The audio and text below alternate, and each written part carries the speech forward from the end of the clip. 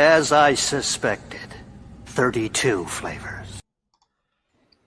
Well, hello, human beings, howls and ghouls, children of all ages, boys and girls, D-Generation X. Hold on, wrong show. Hi, guys. Welcome. How is everybody tonight? Hey,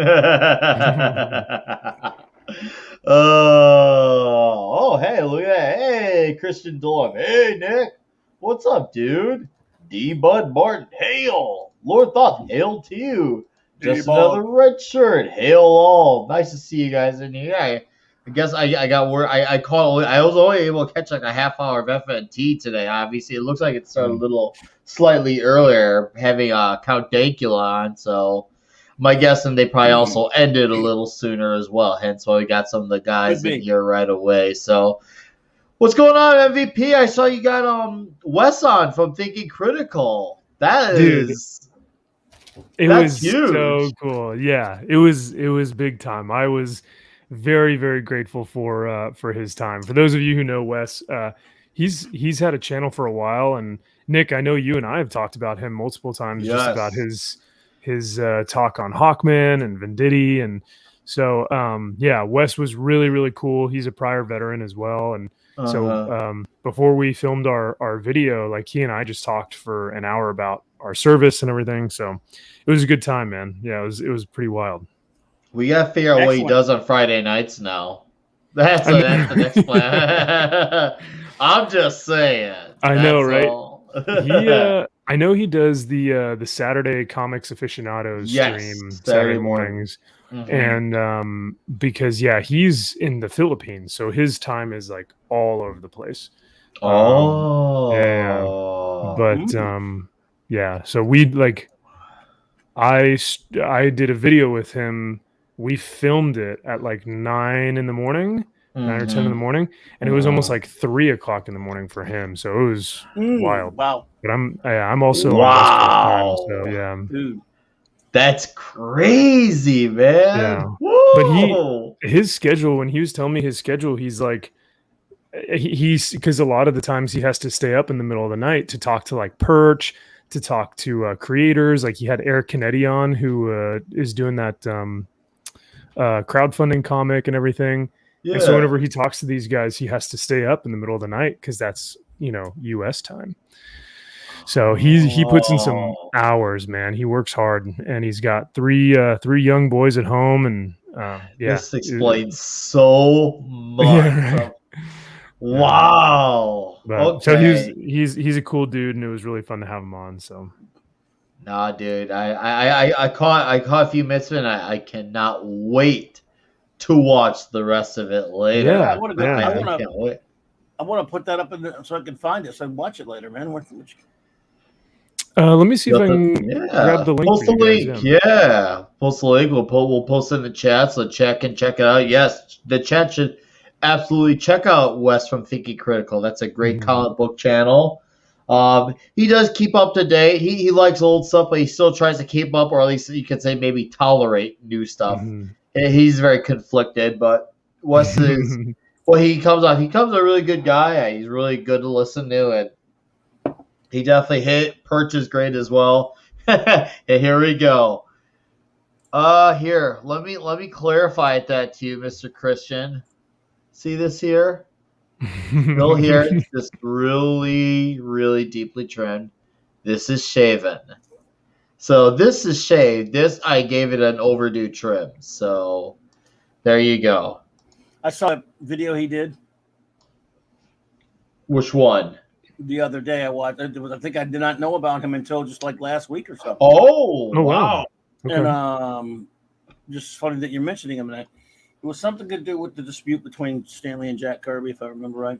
Oh, I agree with most of it. Okay. He and his what's his guest Perch? Oh no, who's somebody named Perch?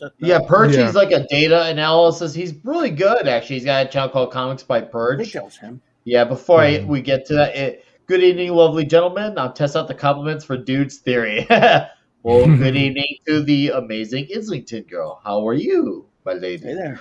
Yes, hello. So, anyways, carrying on. Comics by Perch is a great YouTube channel. He does a lot of sales analysis, especially a lot of recent comic books. Because there'll be people talk about runs doing good or doing bad, and he looks at all the numbers, breaks it down. He breaks out why certain books do well, whether it's because they have like 100 covers or they had an over shipping. He shows you why, and it happens, and like he shows you, he did a really good one on the Miss Marvel one on the Kamala Khan character. And it's not about what I feel about the character, but it shows you what happened when in 2014, 2015.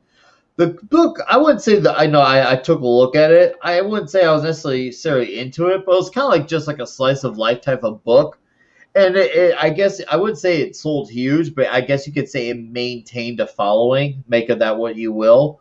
But then when that all new, all different happened, everything changed, and that book absolutely went down, the shithole with its sales. And when it went down the shithole sales, the book went full, all the current buzzwords. We'll just say that. Oh, Lord. Yeah.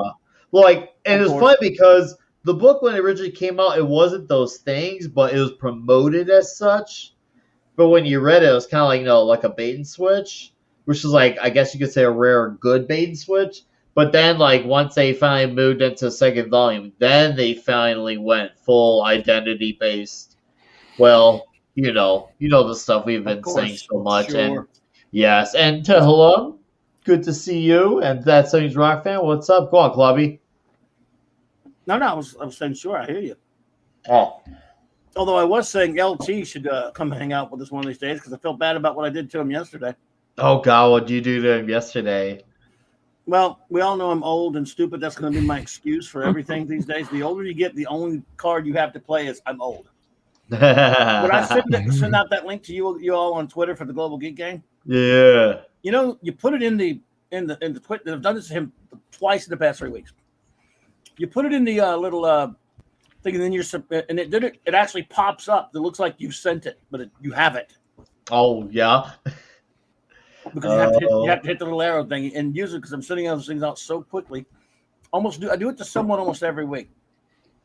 Oh, do you? I did it to Thought yesterday, and usually he's working anyway. But I want him to come in anytime he can.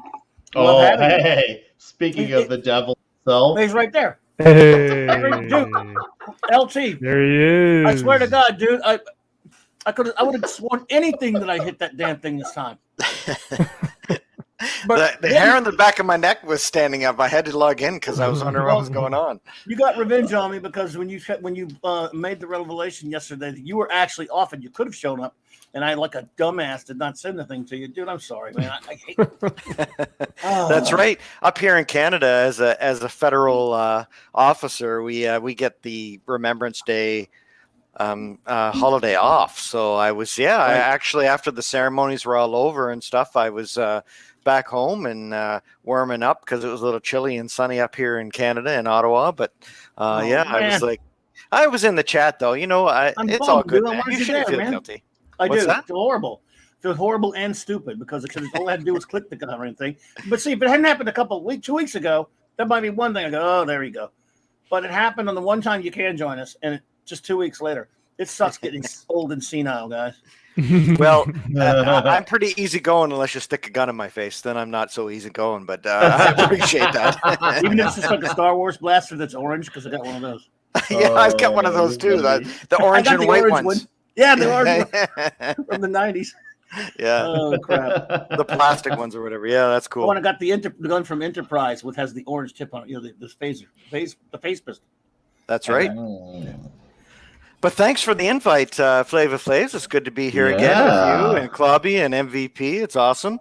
I tuned into your stream for as much as I could the other night there, MVP, and it was really good seeing a bunch of Marines on there talking about the good old times and the good old bad times too, right? Yeah, hell yeah, man. That's what surprised me, man, is like people, or at least there were like, they were telling stories that I was like, oh shit, I was not expecting this, because they were just kind of bearing their heart, bearing their soul. And some guys were like, Marine Corps was the best thing that ever happened. And some guys were like, I hold a lot of contempt for the Marine Corps, because my time wasn't as good. So it was pretty cool to see just like how genuine and authentic everyone was.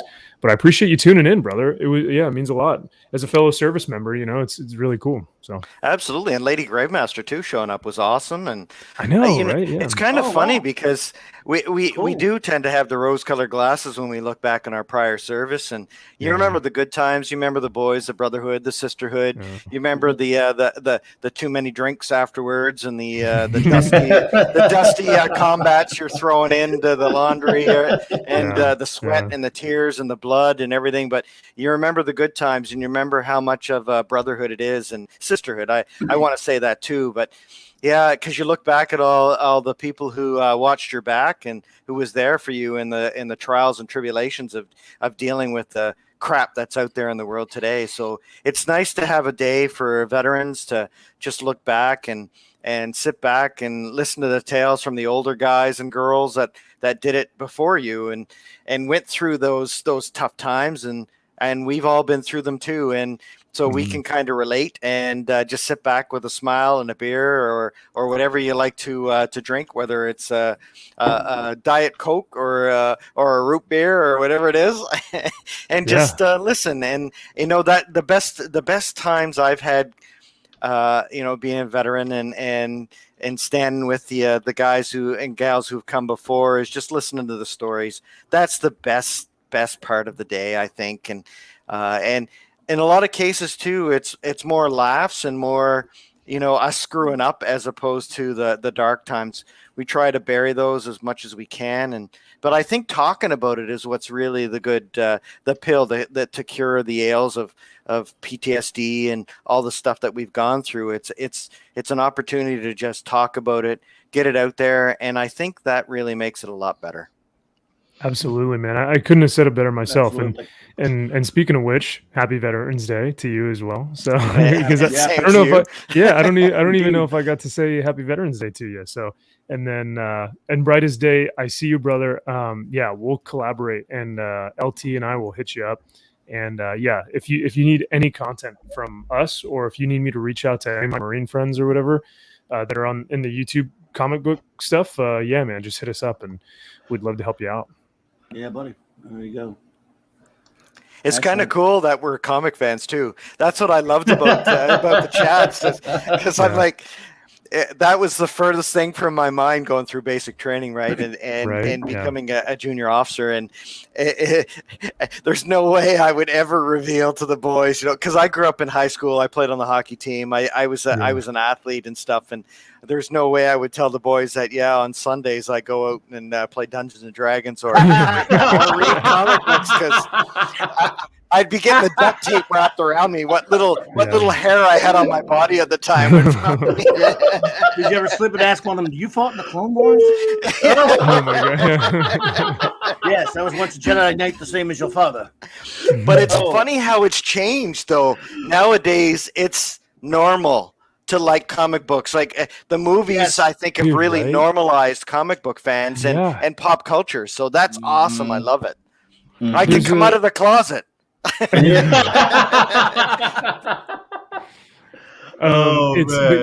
unfortunate thing is you can come out, but NBC, CNN won't laud you for it. They won't applaud you and say, "Oh, you're so brave." They're just going to be like, "Oh, whatever." It's thought we should be crowned for being stunning and brave, but no, seriously, that doesn't push the narrative. So right. Yeah, it's pretty funny. The guy, my LCS here in California, the guy who I buy from, he was like, he's like, I've been selling to you for 10 plus years, and he was like, do your Marine friends like ever make fun of you for it? And I was like, honestly, no. They actually kind of want to know more about it. And I think, like you guys said, it's because of the films making it much more mainstream. But it can be a double-edged sword, because the guys that were fucking pantsing you and giving you wedgies and beating you up because they're like, fucking nerd. Those are now the guys that are like, well, Superman is better because of this. And you're like, wait, you're having these conversations with me now that you thought were like way too cool back then. So it's kind of interesting, the dynamic and how, how that's been played out now. So kind of interesting. Yes, it is. I'm a veteran of the Trek Space Force myself. It was traumatic. Those were tough times. But there's the thing. A buddy of mine who we used to. He, of course, when he joined up right before, like around 2004, whatever it was, and when he was in boot camp, he's still in career military now. Did a couple of tours, everything. He brought me back an Iraqi battle flag, but he's of course just a geek like the rest of us. Great guy. You wouldn't look at him and know that, by the way. He's a big dude, and now he has a family and everything. But I used to send him comics and different stuff when he was in boot camp. We couldn't really have much, but I send these cards. I found a bunch of superhero cards and stuff because we love, like us. I thought he's a big Legion fan, and I would send him different, different like as much as I can get away with sending him superhero cards and for things like that. And he said a couple of different guys there with him would look at it and go, "Oh man, we should somebody sending us stuff like this." They weren't going to mess with this dude and tell him he was no sissy comics and stuff. They all liked comics. They all liked, or at least maybe they just said it because they didn't want him to punch him out. I don't know, but they were all really cool about it and everything and stuff. And when he would write me back, they would all say stuff, say, "Oh man, they don't have anybody sending them geek stuff." I think the 80s really changed things. I think that as we got more used to some cool pop culture things, and I want to tip my cap to Christopher Reeves and the Superman movie. I think really normalized comic book fans, and of course Batman in '89, and we got to see really what a great story that was. And a lot of servicemen can look up to Superman and Captain America, the originals, not what's happening in trash comics today. Right. But back in the good old days where it was truth, justice, the American way. And as a Canadian, I still respect that because the American way was all about truth and justice and freedom and being there. Coming from a Scottish and British background too, I can appreciate World War II and what the Americans did to change the course of the war. It's funny how that whole idealism and lust for freedom really translated into comic books, and that's what a lot of servicemen and women look up to today. If you were going to say if there was a story that they would take to heart, I bet you it would be Superman or Captain America and those characters, because it was all about them being guardians of freedom and guardians of justice and the, paladins and the white flag and just being all about looking after everybody else and sacrificing yourself and everything that you are in order to make sure that everybody else is safe and secure in their homes. And that's one of those things that comic books really taught me growing up. And being a Hal Jordan fan too, he was a serviceman too. He was a pilot as I wanted to be. I was joined the Air Force, and it's funny because just recently my aunt, my mother's sister, revealed that she found a couple of old pictures of my grandfather on my mother's side where he was sitting in an old aircraft in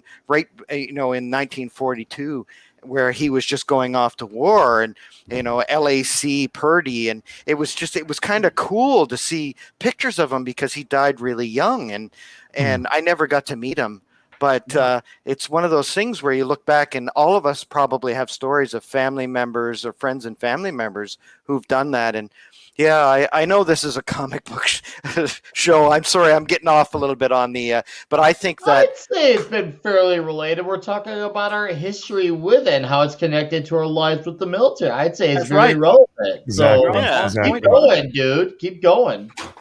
Yeah, I just wanted to say that it was kind of nice touching base with that, because I look at, growing up in the 70s and the 80s and reading comic books, they really influenced how I turned out and why I was willing to put my life on the line to save others. And I think we've gotten away from that a little bit, where you're seeing DC and Marvel are saying, well, we can't tell that story. We can't tell a Superman story. And, Batman's got to be dark and gritty and evil. And Hal Jordan was a police officer that protected the galaxy as a member of the Green Lantern Corps. Right. And he was an Air Force pilot. That was his dad, sacrificed his life too to be a test pilot in order to be able to have better, safer aircraft for other pilots to fight in whatever battles that the United States deemed was necessary. And I look back at comic books in those days and I miss it. You look at Wonder Woman, you can look at Superman, you can look at all those characters. Captain America is a prime example of look what happened. He gave up everything to be able to serve his country in World War II and got trapped in the ice. And then when he woke up again, what did he do? He led a new generation of heroes to protect the country and protect the world from all those evil beings like Thanos who wanted to kill half of the beings in the universe. So it's great stories that I think we've gotten away from today. It's too bad. Yeah, no, it is. Well, it is too bad. Before you go on, I gotta do a quick little thing.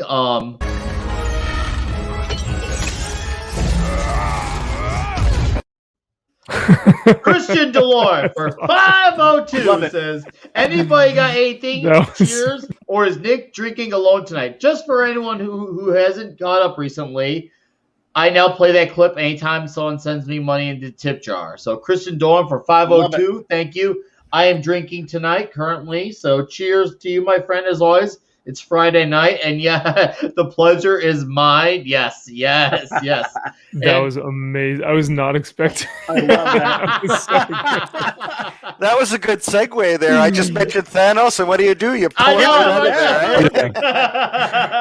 Boom, right in the face. The most never gets old. Most popular punch in movie history. It really was, dude. I was at the midnight showing for Endgame when it came out, and the theater erupted. Everyone erupted. Like, it wasn't just men, women too. Like, it was hilarious. I'm like, everyone went nuts. Like, besides Captain America getting the hammer, I think that moment when Thanos Vector may have been like the second or third biggest crowd cheer.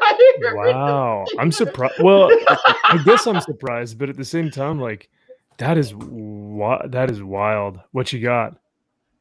Oh. This is Harambe. Yes, justice for Harambe.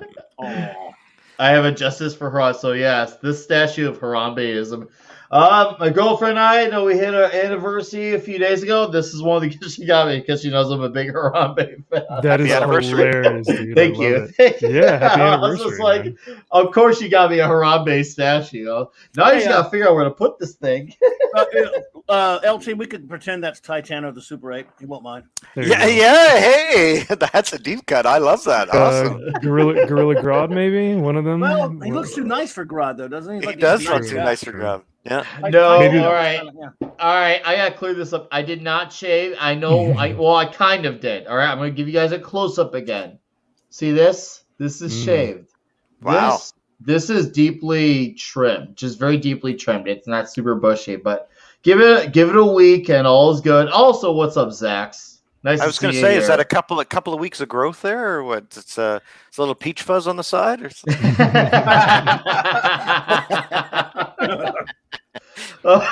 Did you shave for the anniversary, brother? No. Or was it just time to? I actually did a few hours ago. She's actually out with relatives, and I know I got the children. They're just going nuts, playing in the room, and I'm like, all right, kids, Dad needs to do some stuff, so let me do my things. So I end up trimming. After I ordered a pizza, big shock, I ordered a pizza. And also, I got done. I'm like, whoa, because I did a number 2 with the Clippers. Oh wow! And a number 2. Yeah, someone was going to do it. You're on number 6. I was actually going to do. I was thinking about doing number 4, but I couldn't find it. So I'm like, screw it. I'm not waiting on this crap. So I just settled for the number 2 clip. So Cowabunga it was, man. Cowabunga. Damn. Oh, hey, Austin Dwyer. Thank you for subscribing, sir. Appreciate that. Always awesome to have that happen.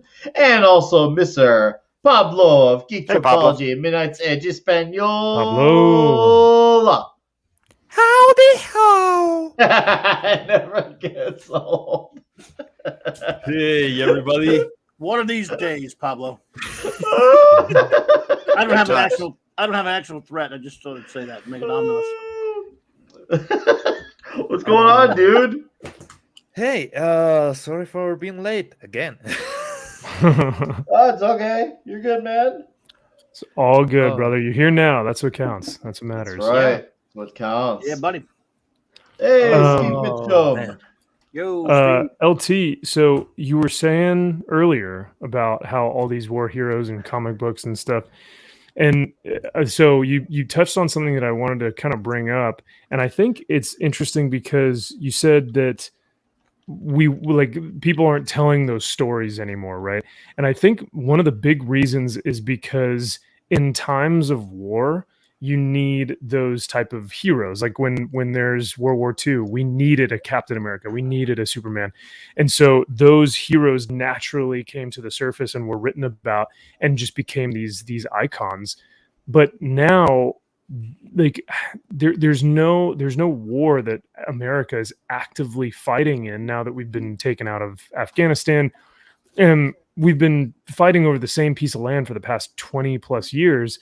And so now that things have subsided and now the real war is identity politics and virtue signaling and, all this, dumb propaganda stuff, people have more time to just go, well, instead of writing good, comics with heroes and war stories, let's just write stories on, identity. And no one wants to read that because they're so saturated with their own lives that they want that escapism. Kind of what Wes and I were talking about on our last video. And it's like, you want that sense of escapism. You want that sense of, let me watch my heroes go on an adventure. You don't want to watch your heroes struggle with identity issues and race issues. And no, we want to see them travel through space and time, but I think that comes from a place of war, if that makes sense. So I thought that was kind of interesting. Absolutely, I agree with you. Yeah, it's even a couple of years after the real war that you will have this sense of catharsis. Artists, well, they used to be, before being artists, soldiers, because they had to. There was a forced conscription, so they had to be in the military, and that made that everybody knew that feeling. Also, the scale of the war and the amount of people, everybody knew a veteran. Everybody had a veteran on their families. And then you have a lot of people that have an absolute disconnection with that. Because let's be honest, these 20 years of war have been a small scale war. And I'm not denying all the atrocities that has happened. But considering the amount of personnel that you guys have used in the past, it was a really small war. So the amount of people that have that connection with, have you ever seen a person with post-traumatic stress? Is something horrible. Yep. Every morning I look in the mirror. Yeah. Exactly. Not wrong. That's something that you have to experience to being able to understand. And for the rest of the people that are just these crazies on the street, they cannot connect with the feeling of seeing that person before and seeing that person after, and seeing that transformation is. So that's the part that there's a disconnection. Also, let's be honest, if you go to high school and then to college, you never have been in the military. You go direct to civilian life. You just be there. Unless you become an officer, or you go to West Point, or you go to RMC up here in Canada or something, then you go to college or university in order to become an officer. And yeah, I get what you're saying. I think that what's happening is it's a lot of young college kids. And what you're saying, Pablo, is I see a lot of the writing today is because it's a lot of young college kids who are coming out and think they know what it means to be in combat or at war, or to write these stories, to try to write a situation in a cop show or whatever it is. They just can't. I use this is a perfect analogy in Clobby. I think you're going to be right here with me along the way here. Let's talk about Star Trek, the original Star Trek, Gene Roddenberry versus Star Trek Discovery and the writers and started that show.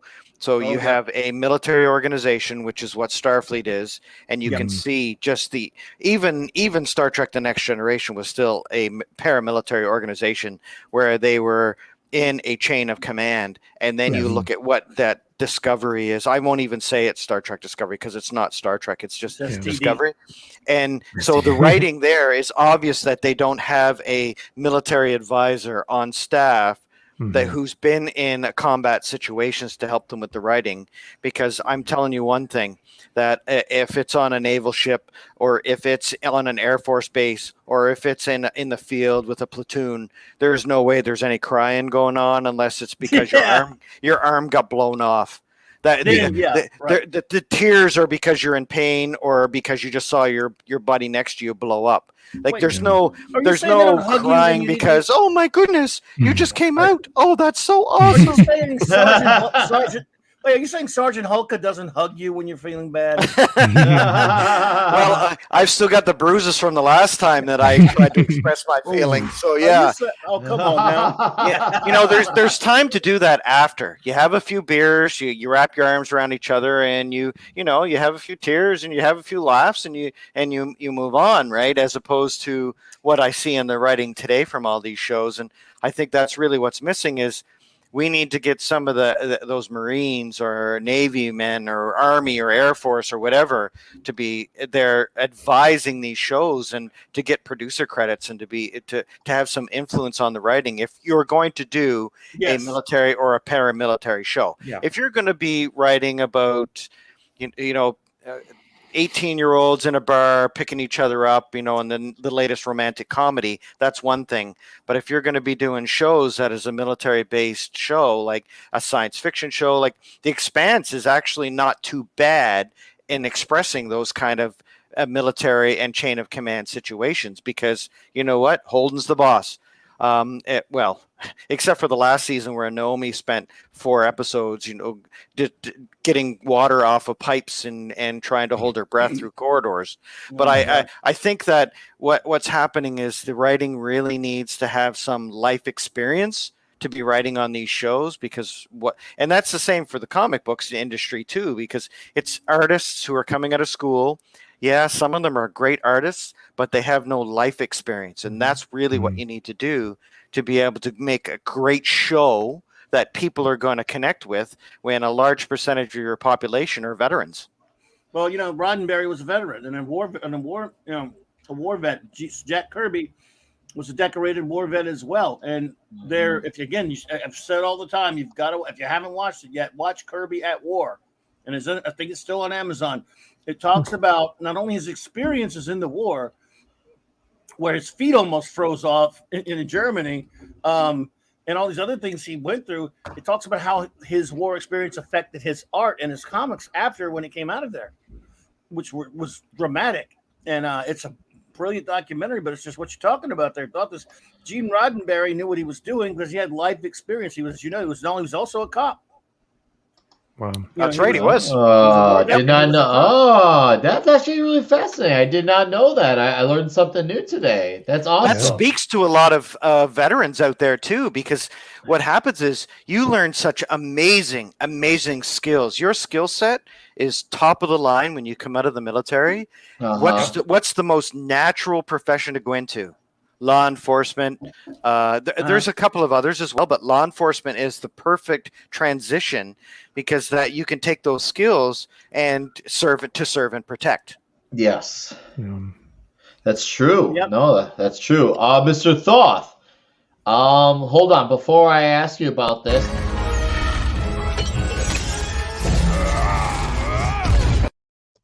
Mr. Christian DeLorme. Mr. Christian DeLorme again for 803 says, "Hey Nick, a note to Lord Thoth, my boy, my pride and joy, is about to celebrate his first year in the Canadian military.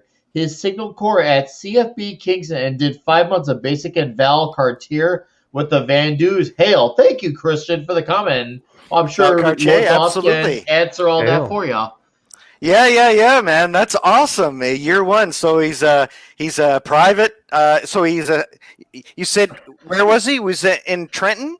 No, Let wait, me read Kingston. it.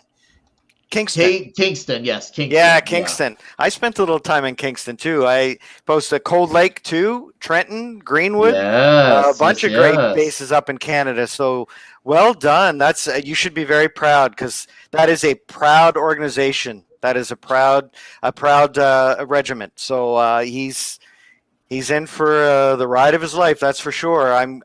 He should strap in and enjoy because it's a great company. That's a great regiment. That's so cool. And, Yeah, that's pretty rad. Jimmy Doohan was also a decorated war veteran who'd lost his thumb in the war. That's Oh, right, wow. and a good Oh. Canadian boy too from out west. He always had to hide it, in Wow. scenes because Scotty has it's the thumb, right? It was I can't remember which hand. Wasn't it the his left? thumb? Was it thumb or was it a pink? I can't remember which finger. No, it was a but he had- finger. I thought it was a his finger. index finger or It something. may have been, but he always had to hide it. But sometimes he didn't. Oh, hey, look at this here. Chris X14N says the difference between creators now and then is that back then they had life experiences that they could draw upon. That's right. Creates now don't know anything. I'm assuming he meant to say creators now don't know right. anything. They say the right politics to get the job. Yeah, well, I saw one of them literally say that they didn't do their homework to, like, when they're, one that was assigned a Marvel book recently. And they said that they did research for the character, and that's like, it doesn't matter whether the character is a good character you like or one that's absolutely crappy. That's disrespectful to any character because you're not giving them any sense of characterization. It just sounds like you're just gonna make them another self-insert. You gotta understand where the character came from, what makes them who they are, what their voice is like, what all their mannerisms, who are their supporting cast, and this writer, I can't remember her name. She'll probably end up making all the characters doing a Bendis style self-insert, and it's just like how did these people pass? But then you gotta look, and this is something I've learned. Like, it's not just the writers; it's the people above them that are worse and complicit because they go out of their way to hire these people. And we can't forget. I'm sure these people that they hire, their checkbox hires, they work on the cheap. Like, I mean, just look at Max Visaggio. She was all over making headlines everywhere. Now she's online begging for money. Begging. Really? Oh. Same with Vita Ayala. If you look at Twitter maybe feed. That's who it. Maybe that's who it was. Maybe that's what I meant to say. Is Vita Ayala. You were arrogant. Go ahead. You have to understand how these people work. First of all, they are bred to do exactly this. If they go from high school to college and they get an animation degree or an illustration degree, they go out to seek job on that field. Normally, you will use some connections to get into Marvel or DC. And after that, you may have the technique, but you don't really have the technique. You only have an standardized version of what the curriculum says is acceptable as art. So you will see all these people draw like these beam faces, or they use software to show. Yeah, they use 3D software to model the characters. So is directly that they know the most efficient mechanical way to make this job work under the input of someone else. They don't really have creativity. They need to be commanded on what they have to do. So if you let a couple of graphic designers of nowadays alone, they will just stay static until they die. There's no way they will try to do anything resembling art.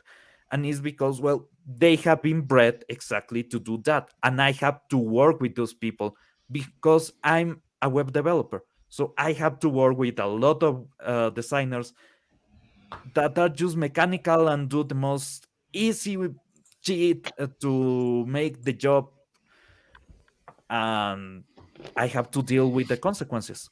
So this is the same people that are doing comics. I don't think they are better at writing, that they are better than they are at designing, and trust me, they don't know how to do it.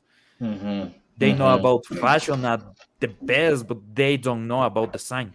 Well, they're not diverse. I'm just kidding. They're no, they're what they are is arrogant, because you could obviously no one has everyone's life's experience. You can be a great writer and come up with great stories that never had been in things that you were never involved in. The thing is, if you're going to write something that does involve, say, the military or say cops or whatever, actual writers used to do the research. They would talk to those people, interview those people. If they had something pertinent to their story, they would ask you, "What about this scenario? What about that scenario?" And these, then of course they're a talented writer. They can do a great story because they showed respect to what they were talking about. These people now, they don't do that. They don't do anything like that. These just writers. Or you look at Chuck Dixon, who wrote the 1992 Punisher Warzone, and it's like, obviously Chuck Dixon may or may not have been in the military. I'm not sure. You guys would have to fact check me on that, but I don't believe so. However, I know that he's a huge war stories fan. Like he has read the Golden Age, old Semper Fi or Fighting Marines or whatever these older comic books are that came out in the golden era, where they were kind of sending it overseas to the soldiers, and he loved that stuff. And I know on his website he has breakdowns of those comics, and so I think from all that reading and from all that experience of reading those stories, he's able to write a great Punisher series. I think it was like a little maxi series that he did 11 issues, and then it went on without him. But I don't ever think we'll see another Punisher for maybe a decade. I mean, I don't know. That would be special if we don't have it again. Have you noticed they just dropped after I think it was Matthew Rosenberg who wrote the character. After that, they stealth canceled it, and it's not been a thing since, at all. So that's where and that happens, and it's unfortunate. I remember when Thor didn't have a book for 5 to 7 years, and I was just like, this is a weird thing. But then eventually they brought him back, of course. So except for Punisher, obviously it's very different circumstances. It's because of everything in the world, the current climate, as we like to say. Yeah, it's stupid, it's petty, and I don't know if the character will come back, because if they do bring him back, is it worth it? Honestly, that's the question. It's is it really worth having the character being brought back under this current environment to have him? He might as well. Exactly. So if anything, this may be one of those rare blessings in disguises. To just let it be. We have decades before of comics, video games. There's some good Punisher video games, even and he's been on also big medias as well. So it's just it works out in a sense. We have that to enjoy of Mr. One Frank Castle. So, and also Joe Kicks Ass says, do any of y'all follow Eric July's Ripper versus Starring Soon thing?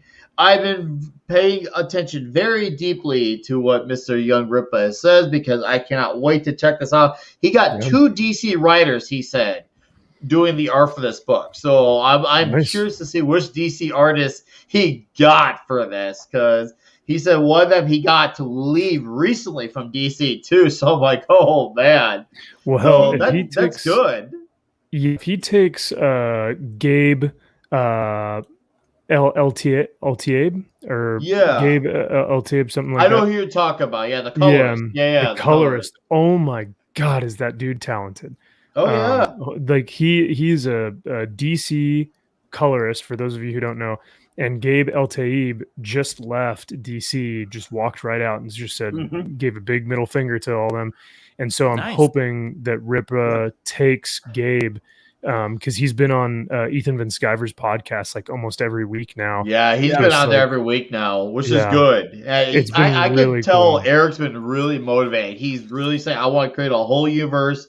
And what I like with Ripa says, he said it's not just about having a good story, but it's having continuity matter and having a whole connected universe. And that's cool to hear that he's so committed and not just about a good story. He's not, because, don't get me wrong, we all love a good story. That's a big, huge, essential part. But the fact that he wants to bring back an element that many fans miss is that connectedness of it all. And that's really cool. And he's got a challenge on his hand, but I love his ambition that he wants to give them legitimate competition. He says he wants to make sure he's like, I want you guys to take your posters down like on your walls of all these crazy modern stuff. I want you to replace with what I have to offer, which I don't know if he can replace them, but if he can add to them, if he can, he's also even saying, if I could take half of your Marvel DC purchases and bring it to me, that's even a win as well. That's good because we need people who are gonna give them hard competition, and Eric July is the perfect guy to compete with these guys. This is the guy that they don't want to compete with. Will that be at comic shops, or is he doing like a crowdfunding thing with the other He hasn't said yet. He has not said if it was going to be comic shops or if it was going to be a craft. He's not got into those details yet. He's not. And I'm curious to see what he's going to have, because I know this first book is supposed to be like his introduction to this universe of characters. And he said some characters he'll be writing, and then he's going to give off some characters to other guys to, do their thing with, but still make sure that it's all, he's going to be his own, like, I don't know, Stanley or Jack Kirby, where he kind of oversees the big picture of things. So, this is what do you got, Pablo? This is exactly what needs to happen, man. If you are a good artist, if you are good on what you are doing, leave these companies. Don't let a man do the work of a machine. And trust me, in these companies, it's the work of a machine. You are not that. If you are that good, go independent. Seek someone that can actually make you shine. Because trust me, if you are a good writer, the stories that you are forced to write, you will never shine. Same if you are an artist, it's exactly the same. So go away from this trap. They will suck your soul. Yes, no. All right. Before we go on about this, I have 3 super chats piling up, and because I have them piling up, I have to do it.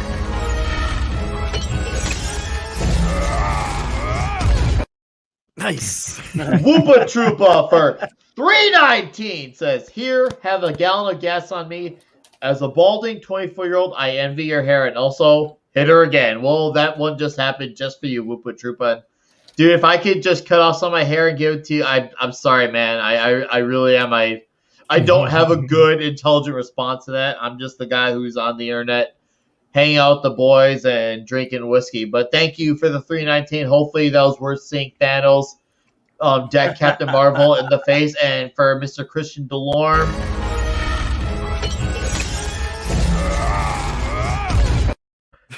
Yeah. I can watch him get punched all night. Let's keep going. Christian Delorme gets for 401 says, "For Claudia and Lord Thoth, I grew up in the 70s and 80s in Orleans reading Sergeant Rock comics. I used to buy them off the rack at Becker's. I wanted to be a zipper head, but never passed the medical, but I passed my love for the military to my boy." Woo!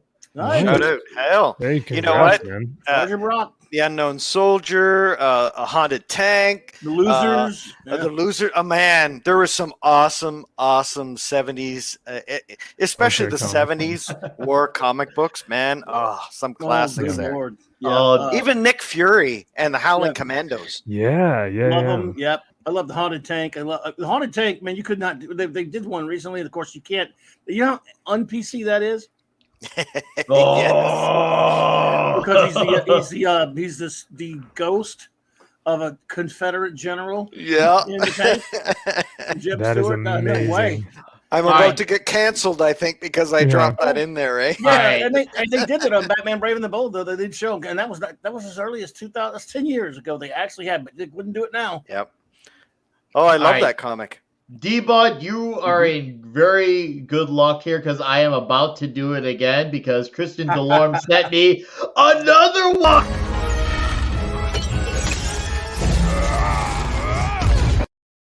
Christian Delorme one more time. Again, for 401 says, "Hey Nick, to Lord Thoth, the military are the ultimate civil servants. No unions, no work, no rule, just honor and duty." Thank you for the 401 again. And Lord Thoth, did you want to respond to that one at all?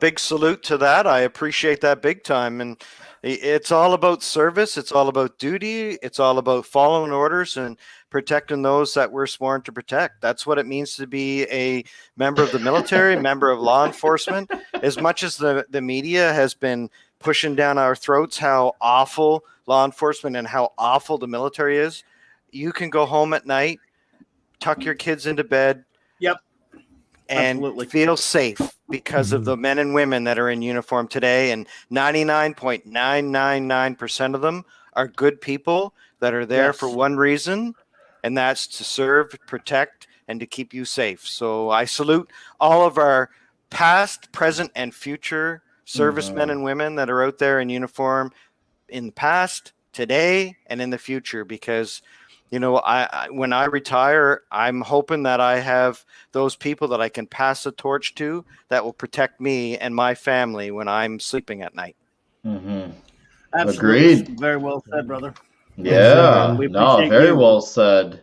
We appreciate you because you've done them both, and and we appreciate Max as well. And my dad was a veteran. Many of my friends are and stuff. And hell yeah, we all know we all know someone who was, whether you were or not personally. We all have someone in our family or friends that that is or was. So. Yeah, no, don't do it for the pay because it's not that good. My brother was in the army. My dad was in the army. I hung out with them yesterday. That was what came up, Clubby. That was the reason why, because they live like, my dad lives like a little over a half hour from me. So that was what came up yesterday, in case you were wondering what came up. They're like, "Hey, can you be around for a bit?" I'm like, "Oh yeah, I can be around." So I'm like, and they wanted to hang out with people for veterans. And I'm like, "Oh," and they're like, "Oh, we're gonna go eat a burger joint." And I had a Cajun burger with them. Oh yeah. Oh, dude, good. that Cajun burger, so good. Where at? And you know what? I may have been the smallest guy there compared to two military guys, but slow and steady wins the race because I was the last man eating. I was the last man standing, so I felt empowered. There's an advantage to being the smaller guy. So I'm not a big guy, although in the detachment, my zone partner was 6'3", let's just say he had a six-pack, and I was always jealous, so I was working extra hard to try to keep up with him. But there's an advantage and disadvantage to being the smaller guy, because whenever the dog man went out to search for a suspect who was out on foot, and we had the K9 unit out, the small fast guy always got volunteered to go running with the dog man. So being the small guy who you'd like to run, I realized maybe it would be better if I just went through the McDonald's drive-through a few more times, so I didn't have to get volunteered for that. Hey, LT, something I always wanted to ask you, I don't think I ever did, with regards to being a Mountie. Did you ever watch Due South? I did. Actually, it was a pretty good show. It was a pretty fun show, but I was wondering if there's anywhere close to like that, or just it was a fun show. I'll tell you this: I don't taste the poop to be able to determine the direction the bad guy went. Okay, so you don't do that. That's a myth. No, it actually was pretty accurate. I will say now that Mounties are probably amongst, we're world renowned, right? I think we're the second or the third most recognizable symbol in the world today. That red uniform, the red serge, which is actually the old British cavalry uniform. That's why we wear the yellow stripes. We're a cavalry unit. That's nice. What the Mounties, because whenever you see the musical ride, which is the Mounties on the horseback, that's actually where we originated from, because Canada was huge back in the Great March West in 1873 when we went all the way west to be able to protect the country and to protect all the prospectors and the people, the farmers that were out west. But yeah, we're very much an honorable group. We're very much about the people, and so the show really kind of reflects how Mounties are really, really good Canadians. Like, Canadians are world renowned as being pretty easygoing, friendly, nice people, and the Mounties just take that to the next level. And I can say with absolute 100% certainty that is 100% accurate on how good the Mounties are. They're a reflection of the country that we live in, which is one of the greatest countries in the world. And I'm proud to be a member.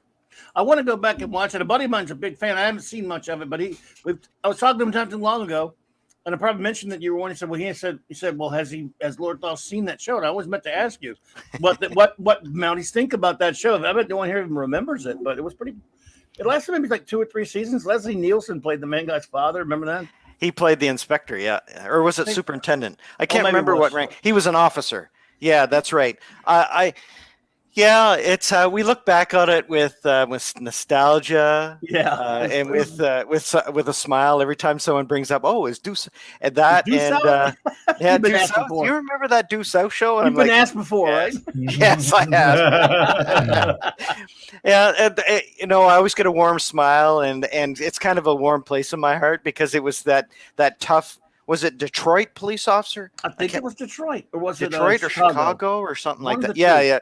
And that was because it was on the border, right? It was the border between Canada and the United States. That's what they were protecting. And yeah, it's funny because that's a great show.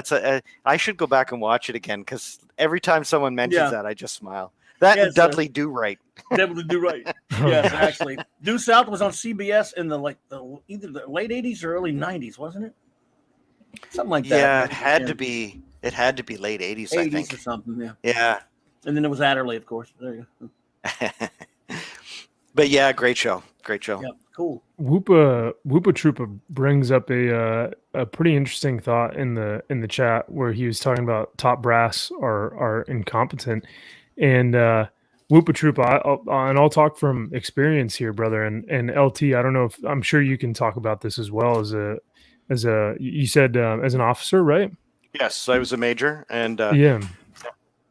And so, and I don't know if this was if you kind of felt this as well, LT, but I felt like the higher I was getting up in rank, because I got out as a captain, so I didn't hit major yet.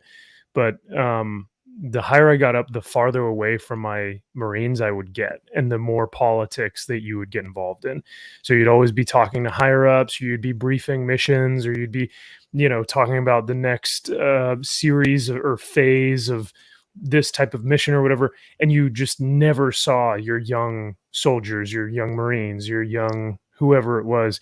And as a lieutenant, as like a young lieutenant who just comes in and takes charge of a platoon, you are always with those guys, you know what I mean? So you have the experience, and you have the culture, the fellowship, the relationship with these young kids, and it really gives you that great perspective to go to war with them. Whereas, like, as you get a little bit higher up, I feel like you kind of lose that same relationship with those guys.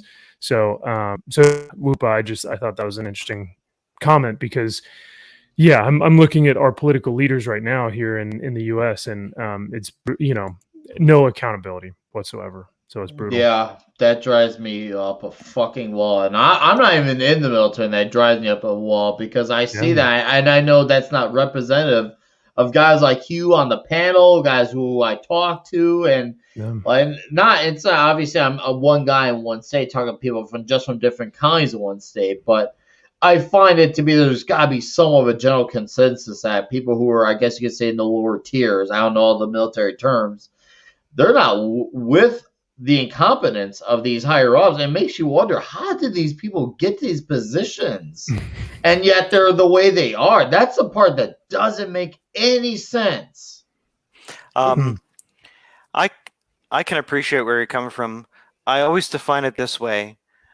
Whenever you're a junior officer, so whether you're an LT, you're a captain, even a major, although it's a senior officer, that's a light colonel and colonel. And as you go higher up, your focus changes. So everybody has peripheral vision. When you're an LT, you're like looking everywhere. So you're 360 degrees because you got to take care of your troops, right? And when the firefight is happening and the bullets are flying, you got to look after your peeps, right? And as you go higher up, your peripheral vision goes in tighter and tighter and tighter until you're looking more strategic. So what happens is when you get promoted into the senior ranks and you become a colonel, like a light colonel, a colonel, even a general, you're looking more at the big picture. So you're looking at regiments. So as an LT, it's all tactics. It's all like small unit tactics. It's looking at platoon, even company for a captain or a major. When you get to the bigger units, so absolutely it's tougher for the big dogs to be looking at the troops, and you become kind of that grandfather figure, because as an LT, you're kind of the big brother. As a captain, you're kind of the dad. As a major, you're kind of the grandpa. And as it goes further up, right, you're getting further and further away from the people that you really care about. It's tough to get promoted. You would rather just, you know what, I'd rather just be an LT again and just like, that was the best time, right? Because then you're one of the guys. And you look at your sergeant major or your sergeant or your first sergeant, whatever unit you're in, you look at them and you go, you're like brothers and you're looking after each other. Actually, in all honesty, the sergeant's looking after you because you're usually a wet-nosed LT. But, exactly. But that's that camaraderie of the blood, sweat, and tears I talked about earlier. But as you get bigger, it becomes more political, because then political influence takes over, and you have to think big picture, which means I have to keep people happy that are determining where my next bump is coming in, if I'm going to be a colonel or if I'm going to be a B-gen. And when you go through the process to get promoted, it's very political at the higher ranks, in the officer ranks. In the enlisted ranks, it's different. It's a little different because you can stay one of the team and be an RSM or a chief warrant officer or whatever unit you're in, right? You can be a warrant officer, you can be a sergeant major. You can kind of go through because you can stay one of the troops because you're with them all every day. But as an officer, it's different. So when you get to the colonel rank, the B-gen, once you get those stripes or the eagle or whatever, right? Once you get to the star level where it's, the brass star, the silver star, is once you go up in the ranks, it's completely different, because then it's politics. Yeah. That's where it becomes difficult. And I didn't mean any disrespect, because I think that probably when I said that, it came off as probably a negative, and there are negative things about, maybe of any job whenever you start to veer away from your men or from your employees or whatever. However, like you said, I really like that input of the fact that it's a different mindset. You're going into these different positions as a major, lieutenant colonel, general. Your mindset has to change to regimental sized. Your mindset has to change for the broader audience, for all your men, for the whole country, not just your platoon or your company. So it definitely makes a ton of sense. And I appreciate that input. Yeah, because you or what's called for the Marine Corps, you're a field grade officer, which means that you are a senior officer, as opposed to a company grade officer, which is, like you said, a lieutenant or a captain or a junior officer. So, exactly. So I really appreciate your input, because you have that experience, and have seen things at the bigger picture, controlling all those elements of a regiment or a battalion or whatever it is. So yeah, and I think, if I can relate this back to comics, I think that our leaders, not just in the United States today, but our leaders in comic books, have no idea where they're trying to go. They have no idea what the end game is. They have no idea where, because really, what is the end game? Like what's his name always says, when you put in a new diverse character, it has to be somewhere between one character, but it can't be all of them. So where's the middle ground, and I don't think our leaders in the comic book industries, whether it's the big two or even indies, really even know where they're trying to go with this. They're just trying to catch up to what everyone else is doing. So I think it's kind of interesting how leadership can really, determine an entire industry. But that's just my take. Or lack thereof leadership. No, correct. That's a good subject. Thank you. Let's talk about that. But before we do talk about that, I do gotta do a little something.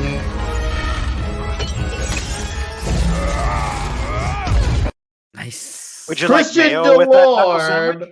Christian Delorme again for 401 says, "Hey Lord Thoughts, I'm in Orleans or Orleans. I don't know how that's pronounced in Canada. He's got that little slash under the E. I would be honored to buy you a drink at the Legion. Look me up on Facebook, Christian Delorme. There you go, man. There's your invitation." Orleans is on the east side of Ottawa. It's actually a nice little spot, large French community, but there's a couple of great restaurants in Orleans. Actually, it's a great place to have a few beers. A couple of good pubs there. Oh, there you go. Hey, there you go, man. Well, you might be a free beer or 3 away, so keep them in mind, man. Hey, just a normie, I see you in the chat, brother. Thank you so much. I appreciate the.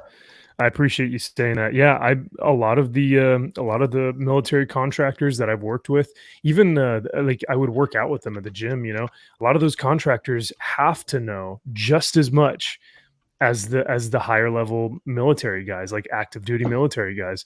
Because if you don't know the vernacular, you don't know the terminology, you don't know how these men and women work on a tactical basis.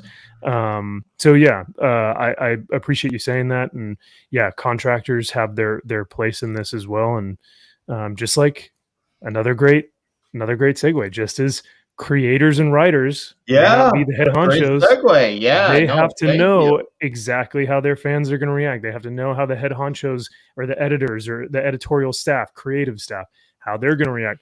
Like this whole thing, like that's what's great is like military can be transferred over into any type of job or employment opportunity.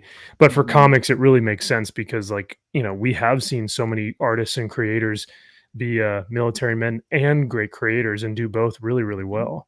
So yeah, no, it's funny you mentioned that because like I remember like when the whole DC Comics Rebirth initiative was kicking off, and you had Jeff Johns actually like trying to reach out to fans and trying to make things right, and like say, hey, listen, no, we messed this up, let's try again. And I really respect that because we don't usually see that happen in these industries where they admit to doing something wrong. So it was like really refreshing to see and hear that. And it was like, it felt kind of assuring because it was such a rare commodity. It was like a statistical anomaly come to life, seeing Johns admit that. Because think about it. When do these guys admit that they did something wrong? It's endless deflection. Always. Yeah. Always. And when we had it, I remember I was really happy because I know you had Tomasi and Gleason doing Superman, which I was reading a lot of and I was enjoying because it really embraced the family dynamic, embraced the suburban life too. It really embraced the suburbia out of Superman as well. Yeah. And like it felt like Superman, and I love that. And of course I was enjoying the Flash as well with Barry Allen on the lead. I was enjoying that. He had a really cool story going on with Reverse Flash, also really good one, Captain Cold. So I was like, oh man, there's actually some cool stuff coming out of Rebirth. I know there was also Hal Jordan and the Green Lantern Corps, which is the last book that EVS was doing pencils for before he got out. That went 50 issues. Yeah. And obviously it's hard to follow up the legendary Johns run, but I thought that he did do a solid job. I think he just didn't get the credit because he had to follow up Johns. I mean, maybe Thoth might have some answers on how he feels on the Hal Jordan and the Green Lantern Corps, but I thought it was solid at the least. There's some really good moments in there. I was just glad that they reinvigorated that franchise after the travesty that they did to Hal Jordan and what they did to him. I think that was probably the worst comic book story arc in the history of comic books. 0 Hour. Yeah, 0 Hour was what just. horrible. I as a lifelong comic fan, that almost made me swear off comics permanently after that. It made me leave DC for over a decade, dude. Yeah, I agree with you. I think that there was not I this went one, from right? Oh, I went hold from up. having like 10 titles that I was collecting to like 2 when that happened. Are you guys Yeah. talking about this one? This was the Emerald Twilight series where they finally brought in Kyle Rayner. Yeah, Yep. that's the one. You guys aren't a fan of Filth. this one? Kyle who? Yeah, filth. Absolutely. Ah, I just as a trained sniper, if you see a little red dot, duck. Yeah. It's kind of funny though. I get what they were trying to do. I get they were trying to take a character and do the Superman to him, like Death of Superman, and I get they were trying to kind of reinvigorate that franchise because Green Lantern's numbers were way down at that time, and I get that. But I think part of the problem with what's happening with a lot of these storylines too is there's no chain of command. It's the psychotics are running the asylum right now. Yep. It's all about diversity and inclusion, and at no point in time in our entire conversation about the military, about comic books, about stories, about pop culture, have we ever said anything about diversity and inclusion. There's lots of that going on. You can do it organically. Just introduce a character, bring them 100%. Into the story. I could care less what color, race, creed, religion they are, sexual orientation. Who cares? Because that's not important in comic books. It's all about what who was it? Just that Chris said earlier. Get back to the basics. Good old days of good is good, bad is bad, and admit the dark, moody superheroes like Watchmen created. Chris, outstanding. I agree 100%. We got to get back to good guys, bad guys, white and black. Let's get away from the gray. Let's just have Hal Jordan beating up on bad guys. Let's have Superman punching the bad guys and saving Lois Lane. Whatever you want to talk about, or have Lois Lane save Superman. I don't care, but I just want to get back to good stories, fun times. And it's all this dark, depressing stuff that I get in comic books. If I want that, I go to my indie titles. I get my great dark titles that I get to have, like vampires getting stabbed in the heart, whatever. Blade is a prime example. There's black and white. Blade's the good guy. Vampires are bad guys. Stab, stab, stab. Right? That's all what I want. I want to get into my comic books. I don't want to have a political story. I don't want to have politics or religion or whatever shoved down my throat. I just want a cool story. Yeah, no, you're right. And before we go on, I have to, there's that thing.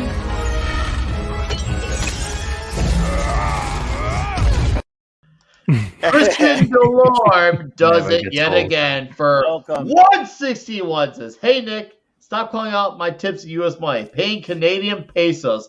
You're making me look cheap, dude. What you're doing cheap? What you're doing is fantastic. I feel like I'm like what Woopa Troopa said. You're like, dude, you're pimping me out, man. You're doing awesome.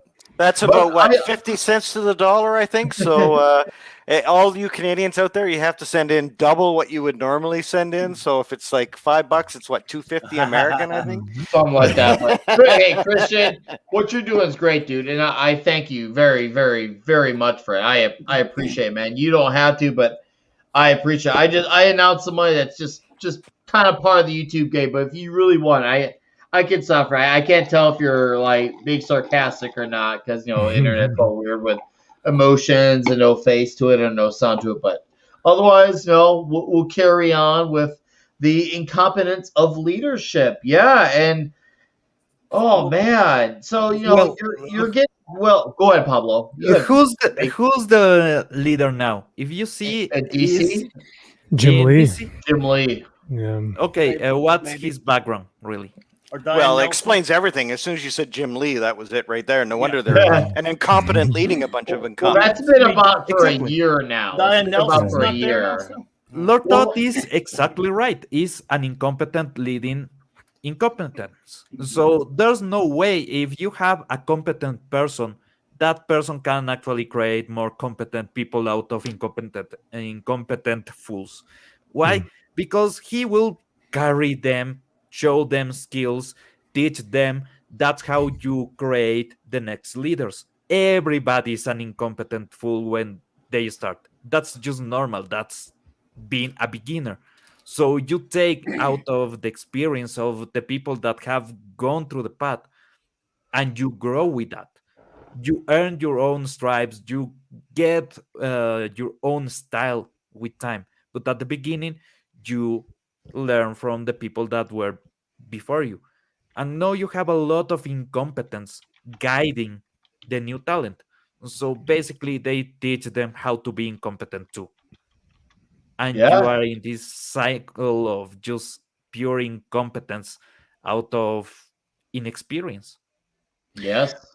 I think it's sad, yeah, because Jim Lee is an amazing creator. Mm-hmm. I don't know if he's a good leader or businessman, and I think that was what. So, because correct me if I'm wrong, Nick, and I don't know if Klobby, Nick, if you guys know or anything, but when Diddy left or was forced out, I'm not sure which one. Yeah, There's it's rumors been to up both. in the air to what it was. I believe it was open for a little bit, and then Jim Lee did take that position. I think it kind of happened very quickly. I mean, I don't know for sure, but what it looks like is it looked like Jim Lee just kind of. It looked like they didn't say if like there was going to be a replacement for Dan. It's just kind of like, oh well, I guess it'll just be Jim now taking taking all the weight on his shoulders. And that was right around the time when they were supposed to do that 5G thing where oh my god. Yeah.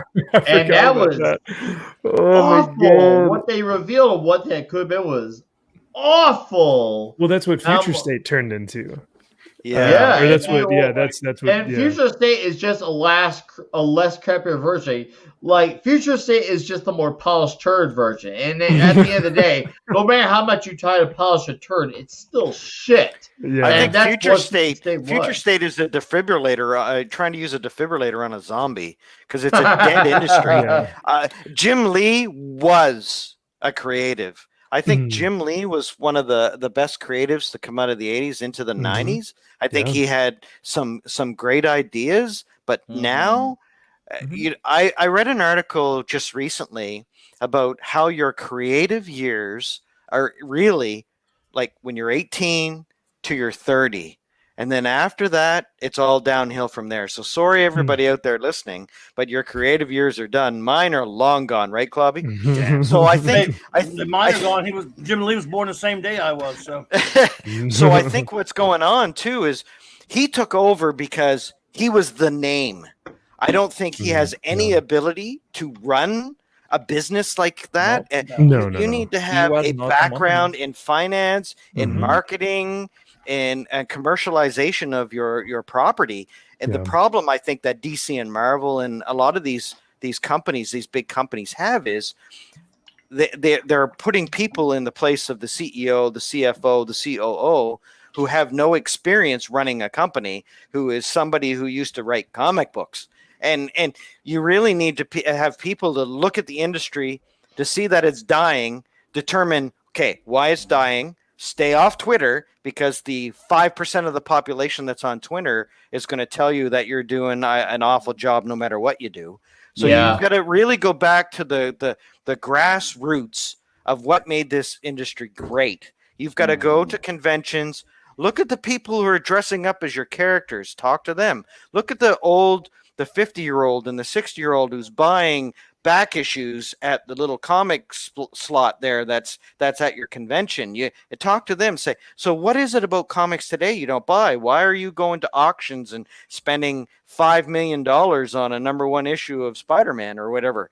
Like, there's a reason why that Silver Age and Bronze Age comics are going for such huge prices right now in auctions. There's a reason for that. It's because all those people who didn't buy Daredevil or didn't buy Wonder Woman or didn't buy the old issues of those comics that were so great in the 60s and the 70s and even the 80s, why are we going back and buying those comics and not buying your modern comics?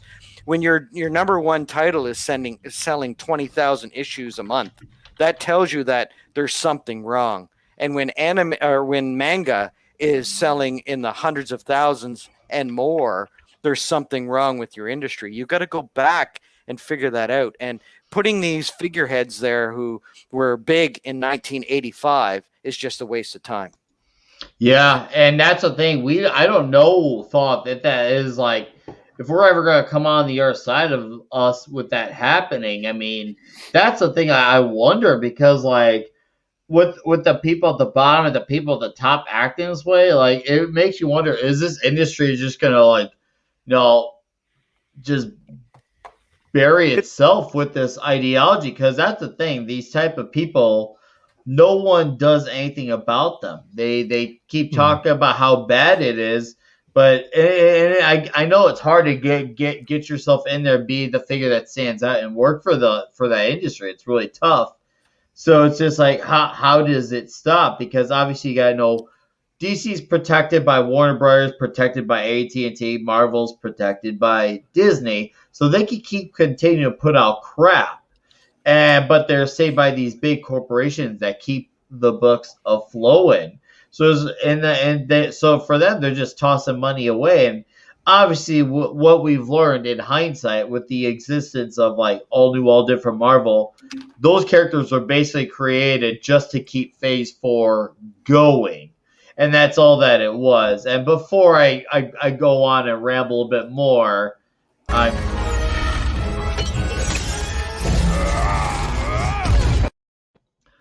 Mr. Villar Morgus, that would be disease tip 169. Thank you for that, sir. And then Toxic Man Flu. The great Toxic Man Flu.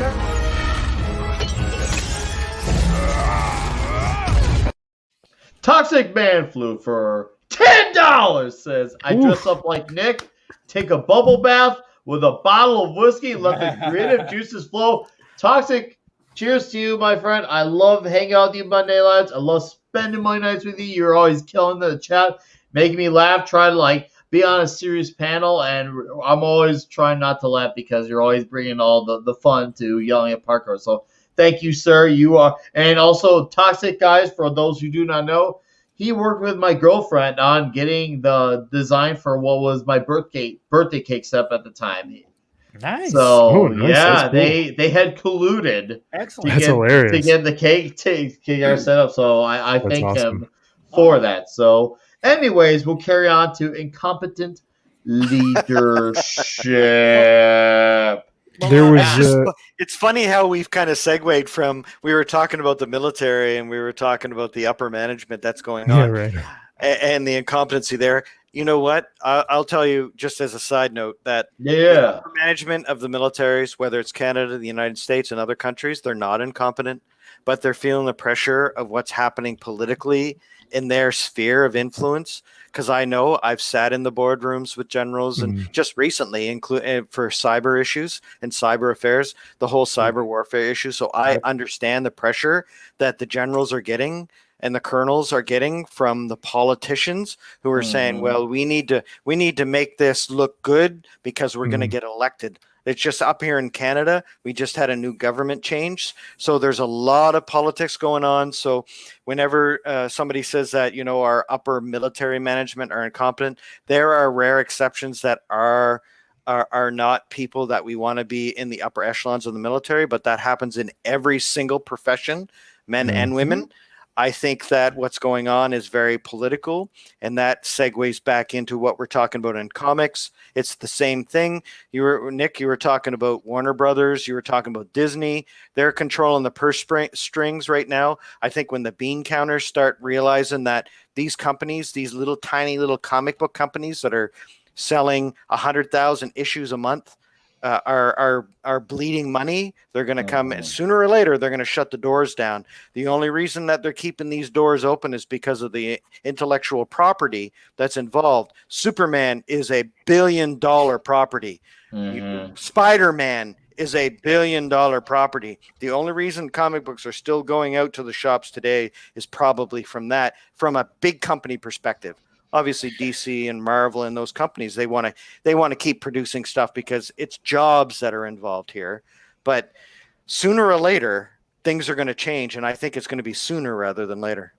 Yeah, I hope so, man. And I appreciate your optimism. I would like to think that that's going to happen. I'm not going to hold my breath, but if that happens, that would be great. And Normie here, I gotta answer this comment because he says the politicians are fucking idiots. They have no idea what is going on, let alone understand cyber. Here's the thing, though, Normie. I get what you're saying, but I think there's a little bit of sliver of falseness in that statement. I think they want to come off as incompetent and morons. That's the thing. I think we're giving them too much credit by saying how much morons. They're doing this shit on purpose. They don't give a fuck. They don't give a fuck. And they're doing this to screw us over. We're giving them too much credit by saying how morons they are. Sure, they're morons to a degree, but this is all intentional. This is all intentional. I'm gonna go that route. This is all these little games and tricks they're playing. It's all intentional, man. That's Disease. You're not wrong, man. Disease, you're not wrong. I know people that are actually in the. I know people that are in the government and they are actually competent and they know what they are doing, but sometimes they are forced into incompetence because there's something that doesn't allow them to do what they need to do, or the politics just decide that is not doable because a reason, nothing logical, nothing that is worth really stopping someone from doing something that is right. All right, we need to laugh at something, guys.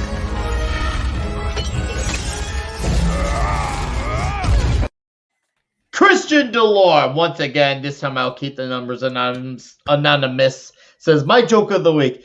A guy goes to the tattoo parlor and gets the words, I love you, on his private parts.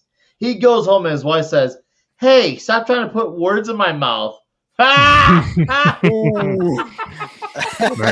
like it. That was good. That's good. Oh my God, Christian. That was amazing. I've never heard that one before. That's pretty good. That was was amazing. Thank you, Christian, for the numbers. I'll say just the numbers, but thank you. That joke was worth far more than the numbers ever were. That was amazing. That was worth an infinity gauntlet to the mouth. Absolutely. You know, we'll give him a bonus for creativity points. Yeah.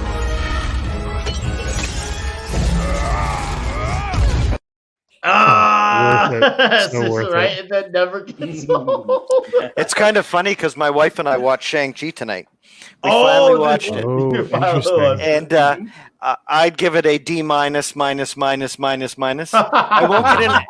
won't give it an F because the main actor is Canadian. That's the only reason why. Wow. That's bias. My wife actually enjoyed the first half. She said she liked the was it Marvel's Katie there, and she liked the comedy aspect because most of these, I can't remember how she put it. Most of these Marvel movies are boring and drab and not funny at all. So she liked that. But then once it start getting into dragons flying around and weird ass shit. Oh, sorry, I swore twice there. Weird butt crap, and it was just it fell off the rails about halfway through. Being a Shang-Chi comic book reader and owner of a large percentage of his title, the Master of Kung Fu, and there was Deadly Hands. The Deadly Hands of Kung Fu. Yep. That was a mag. Yeah, and so a lot of it really bothered me, especially bringing in Slattery again as the Mandarin. That was like. And even my wife said, why is he in this movie? It makes no sense. Did they have to have a token white guy? And my wife is mixed. Guy? And my wife is mixed Asian, by the way. So she's Asian and Spanish. So is Kingsley a white guy? I think so. I don't know. Isn't he kind of Arab? I'm not sure. I don't know. Isn't he kind of like? Isn't he mixed too? I don't know. You got me, buddy. I don't know. But I think carry on, thoughts. But anyway, I think it just it was a interesting story, but I think they could have gotten 100 better storylines from the comic book series. Yep. From the 80s, well, late 70s, whatever. Anyway, so I think they could have gotten a lot of stories that would have been a lot more fun and would have been a cool kung fu movie that you could have done. The first half was a pretty interesting story. I get that it's a 2021 superhero movie. You've got the diversity, you've got the inclusion, you've got the men and women being relatively equal in the storyline. That's all awesome. But then once it got weird and mystical and crazy and demons and stuff, it was more in a Doctor Strange movie is where that should have been. So I think that it wasn't too bad up until about an hour and 20 minutes into it.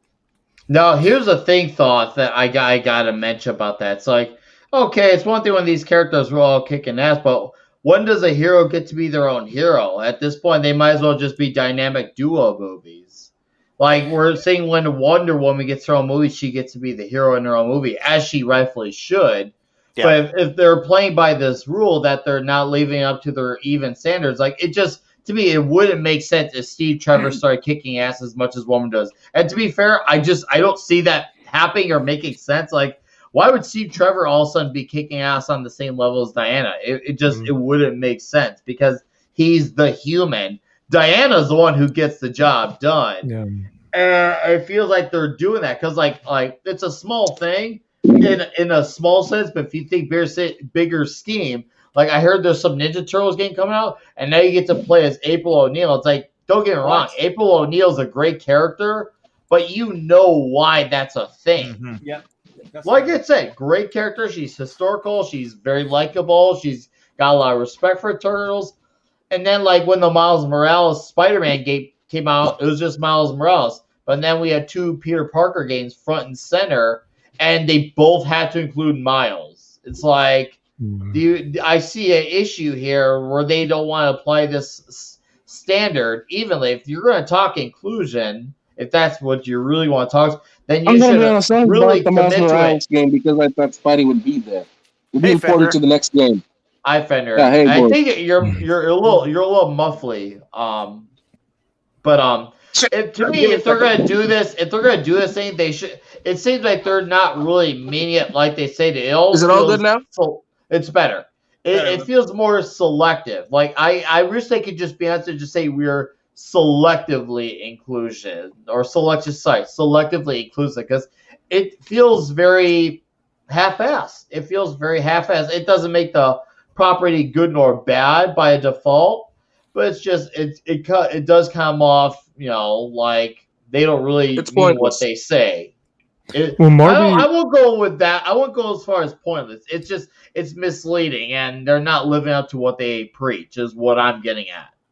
Marby Dog has a comment a little while ago in the chat that I thought was kind of interesting, and I know EVS has brought this up a couple times, but Operation Choke Point is a government program that uses tax dollars to promote diversity, equity, and inclusion, not equality.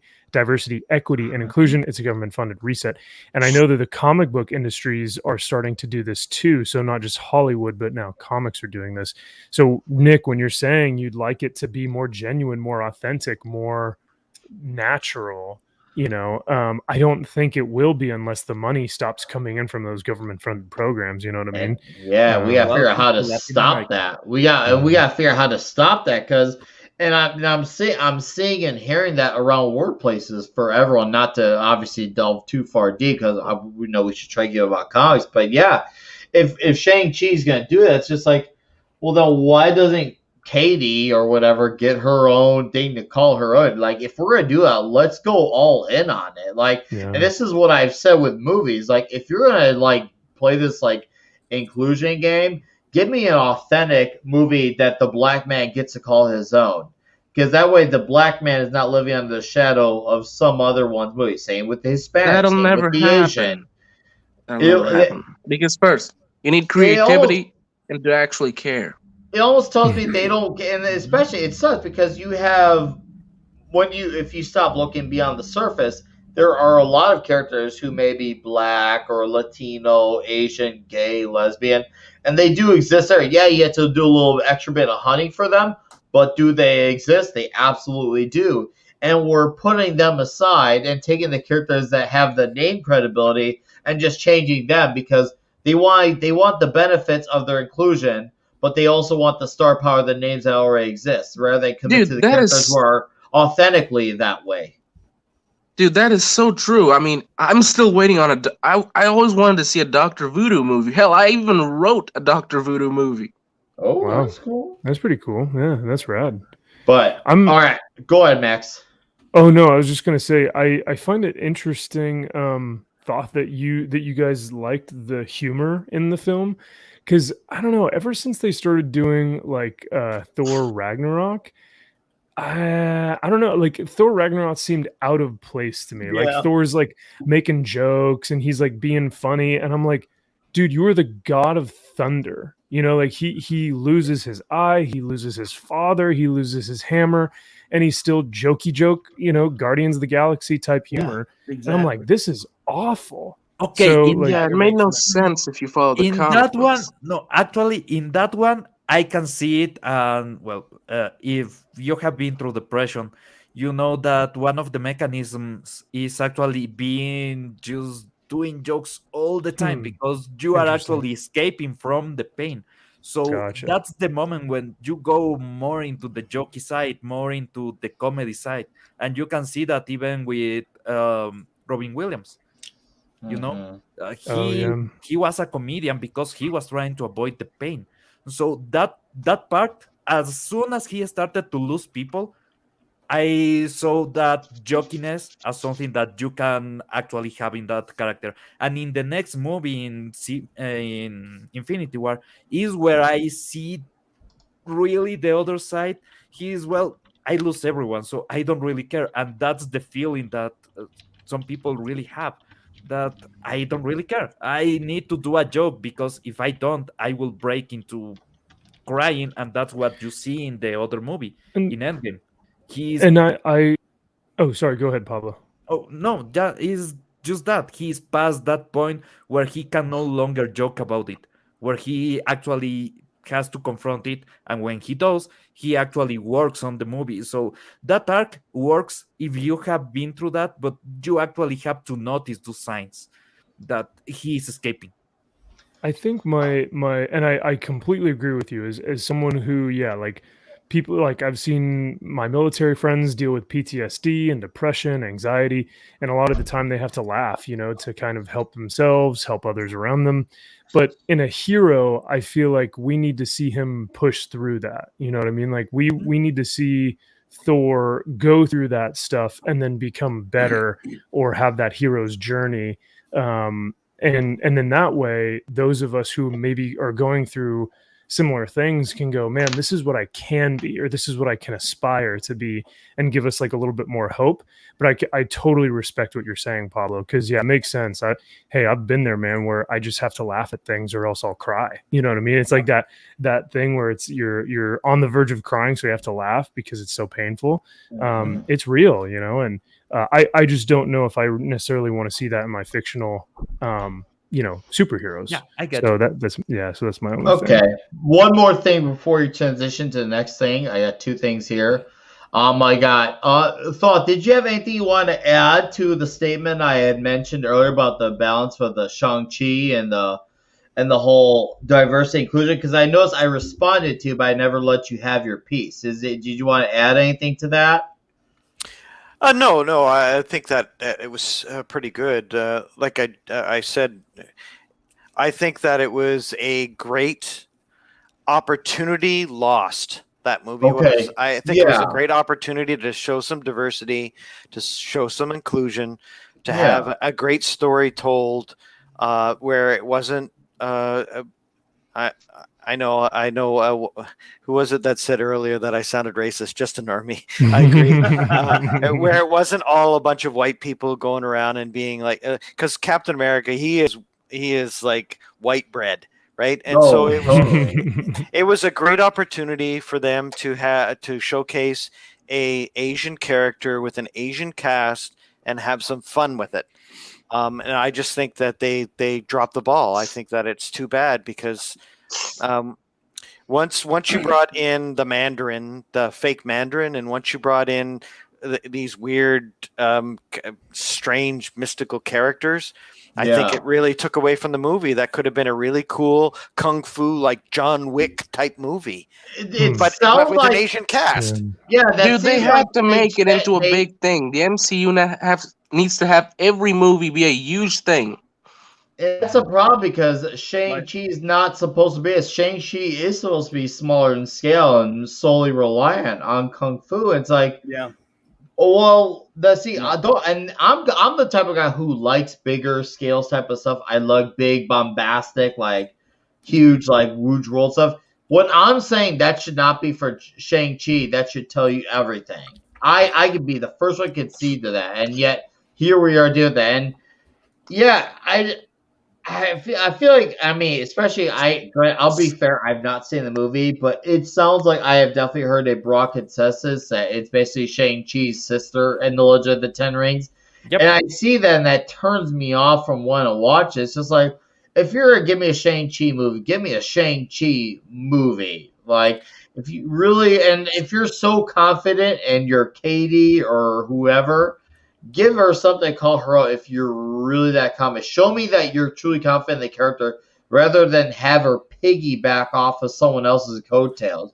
That will tell me that you're confident, but they know they're not that confident because if they were, they would go all the way with it, but they're not. They need this in order to piggyback on it because they want the easy dollar. I want to see them take the chances the way a movie studio did when they were putting an original thing. When it was a risk to put out something like The Matrix, when it was actually brave to put a movie like that, because like, oh crap, what if this doesn't do well? Well, let's just take the chance and see what happens. And obviously, the Matrix became like a cultural sensation in 1999, going into the early 2000s.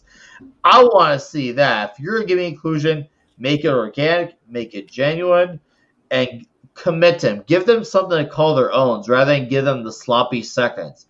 Rather than say, exactly. No, man, even if you take out the diversity inclusion out of it, if you take it out of it, when we look at remakes that are coming prior to all this madness, we were always saying that all those remakes live in the shadow of the original movie. Now we're seeing this diversity stuff live in the shadow of the original incarnation. So we're seeing that past argument translated to a different argument now with this. And so, and I've always been trying to be very close to consistent as I can with it. Give them something to call their own. That way they can always say, you know what, that was our thing. And you know what, if it means them gatekeeping it, let them have it. They deserve it. You know what Lady Thoth did? She made me promise not to pause it after halfway through the movie. She says, you know what? I don't want to hear your calm explanations and your male explanations on what's going on. Like she said, Fu Manchu, the Mandarin, the real 10 rings, all that stuff. I don't want to hear that because that's just all bullshit. She said, let's just watch the movie because it was, for one thing, Shang-Chi should have been called Shang-Chi, Master of Kung Fu. Yes. Bam. Agreed. That's it. Agreed. The Legend of the Ten Rings. Let's leave that in an Iron Man movie, which should have happened. Iron Man 3 should have been a much better movie. Let's give him the real Mandarin. Let's give him Fu Manchu. Let's have his dad be this evil criminal overlord, Fu Manchu. Yeah. Like I get that they're pandering towards that big red country over on the Asian continent. And you know what? They banned them anyway. It's just it's a waste of time. Rule. Let's just have some fun kung fu movies. Some of those great, there were some great. I know I'm going to say something racist again, but the blaxploitation movies, the kung fu movies, there's no problem, dude. You're good with that. No one cares. Butt movies, though. That's what I wanted to see. This is a street level character. We're talking Daredevil. I'm talking kick-ass, awesome Daredevil. Iron Fist, Luke Cage. Let's get Iron Fist is also Asian now. Yeah, let's get those guys. And I'm not saying the Defenders because that'll always be Namor, the Silver Surfer, the Hulk, and Doctor Strange. Just call them the heroes for hire. There you go. And having Wong come in, I said, you know what I said to my wife when Wong showed up fighting the Abomination and stuff? I was like, what the beep? I said, I said, you know why? You know why Wong? Well, it's funny because I said, you know why Wong is there? He's cheaper than Benedict Cumberbatch. And you know what my wife said? She said, no, he's Asian. It's an Asian cast. Benedict Cumberbatch is white British white. You want to have the Asian guy show up, and it's just that there's a lot of stuff. Why bring the mysticism into a kung fu movie? Like, why? But even then, they missed so much. For example, there's this scene on the movie where Shang-Chi is trying to save his sister from this monster that is sucking her soul. And instead of having him being the one that pulls an hallelujah and actually saves her, is Katie, the ones that from nowhere just gives a shot and saves Seriously, his sister being in this movie made no sense. She's never been in the long history. She's a new character. Lily made from 2019. It doesn't matter. You have the character in the movie. If it's in the movie, it should work in the movie. They didn't do that. All right, guys, I have to do this. Well, I had to do a thing.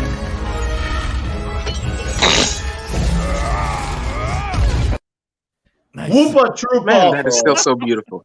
Whoopa Troopa for $1 says, hey, I got an old dad joke. Did you hear about the dwarf psychic who escaped from jail? He was a small, medium at large.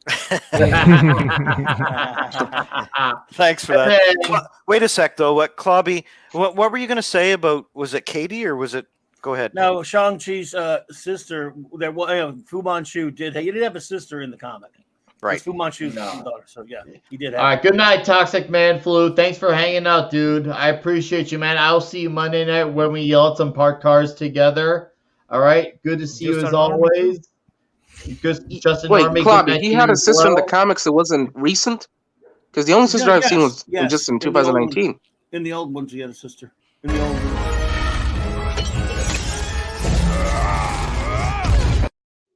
Christian Delorme here says, all right, boys, it's been a long freaking day. Nick, love you, buddy. Lord Thoth, I salute you, sir. And distinguished panel, good night. See you next week. Cheers. Christian Delorme. Oh, man, I got really too late, didn't I? Christian Delorme, you have a better night. You're probably sleeping by now by the time I read this comment. Sorry it took a bit, but obviously I know a man's got to go to bed. But thank you for hanging out. Thank you for all your generosity. And thank you for your comments and your jokes. Appreciate that. Have a great night. And yes, absolutely next week, we're going to segue into our final thing for the evening, and then we will wrap up. So let's look at some great back issues of... I can't wait for this.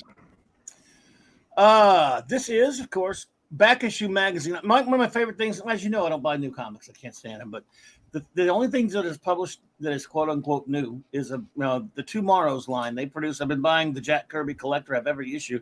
Been buying it for 25 years from them and all of their other great mags. Alter Ego, which is by Roy Thomas, which is about the Golden and Silver Age. But my favorite is because I'm a Bronze Age baby. I love all their books on comics history, too. I have tons of them. But Back Issue Magazine, I have every issue of it. This is from about 2 months ago. And I figure since we were talking military and we were talking, comics, how about, the Soldiers issue with that? I'm looking at the amazing Brian Boland cover of Sergeant Rock. That's beautiful. Love Brian it. Boland. But So I thought I'd just show a few pictures from this. Go ahead.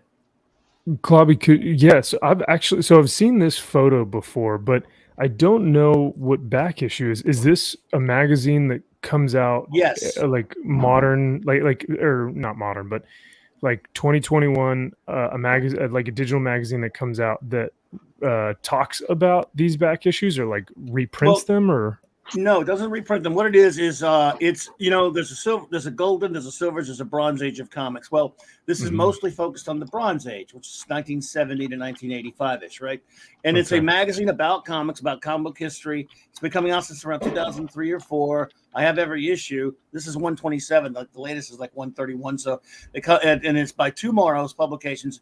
It is. I buy the physical, but you can just get the digital for like $3. And they get if you buy the physical, you get the digital for free. And so I like to read the digitals and keep my physical in good shape because I have every issue of this one. And I just love it. And every issue is different. Like, sometimes they specialize. Like the new issue I'm really loving is the one about ads and gimmicks of the Bronze Age and the everything from Hostess Twinkies ads to the DC hotline, to all these in the DC fan clubs and all the crazy stuff. And this issue, though, of course, is celebrating war comics. And it's great. The articles are great. They're so informative. And here's just just a few shots of it. Soldiers issue. I think that they couldn't be any more timely than what we're talking about. It's kind of funny, dog tags. I used to hate those because they used to pull the hair out of my chest. Yeah, right. Seriously, I always thought they were cool. Yeah, they are until you have to wear them. Until you have to wear them. That's right. There you go. Again, some great Sergeant Rock stuff by Joe Kubert. Man, great that Joe looks Kubert. so cool. Yeah. Oh, Joe Kubert, man! Wow. Oh God, he was General Rock. I think I remember that issue. He was the greatest war artist of the comic books of them all, in my opinion. Well, the fire burning in the background, man. Like, oh, I can smell the acrid smell, the fire. Like, oh. Who wants some Sergeant Rock toys? Yes, they existed. I never was able to get them. Look at that. You had a couple toys, some die-cast toys. Even if it was a little figure. Look at that. I never found this thing. Yeah, you always see those amazing comic book toys and books, but you can never buy them. It's always a pain. Yeah, they're tough to find. They got Sergeant Rock toys, But that's cool. This is about Thunderbolt Ross. He's a Marvel soldier. What a jerk off he was, right?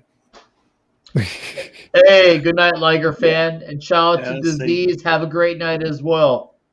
I won't Clubby, go ahead. Where could I get my hands on the hard copies? Are these through a website? Yes, Tomorrow's. I can send you the link if you want. But I order all my stuff from them. You can buy again. Comic shops do sell them, but mine never does. Because if you have a comic shop in a smaller town, they don't bother even putting it on the rack. So I just go. Yeah. I've been buying from John Morrow, who runs this thing. He wrote, and like I said, he makes the Jack Kirby Collector was their first book. It was the first mag, and I have every issue of that. And I buy these directly from him. He also does a lot of great books on comics history that are the best. And you just go to the site, you can buy them right off of there, and you get if you buy the hard copy, you get the digital for free. So, hell yeah, that's awesome, man. I would love to. Yeah, especially the soldier issue. I think this would be really cool to add to the PC. So this is really rad. Like I say, the digital's just like $3, but Beetle Bailey. Oh my God! And that's look at these Atlas War comics, though. Oh wow! I didn't know this magazine even existed. Yeah, right. Me neither. My newest video I did today. My video I just dropped a couple hours ago is from a different issue, an article from back issue that I have about the DC hotline. I don't know if you guys are familiar with that. Oh yeah. I decided, but look at this, man. Of course, you could even put Yahtzees on the covers back then. Atlas Comics, wow. Atlas. This was Atlas Seaboard in the early 70s when Marvel was called Atlas before they were, but then it changed to Atlas. Then Larry Lieber, Stanley's brother, left in the early 70s, left Marvel and started this company. And Stan and a bunch of other people just destroyed the company by flooding the market with Marvel reprints and DC reprints. DC did it too. But I won't show the whole thing, but I like some of these weird ones here. Again, all these different weird war titles. War as Hell. Marvel reprints. Look at that cover. Holy crap, Tony Isabella. Wow, I haven't seen that name in a while. Oh, yeah, he's around, though. Yes, he is. No, yes, he absolutely is. Wow. War as Hell. Look at the Gil Kane covers. Oh, my goodness. Nothing like a Gil Kane cover. Woo!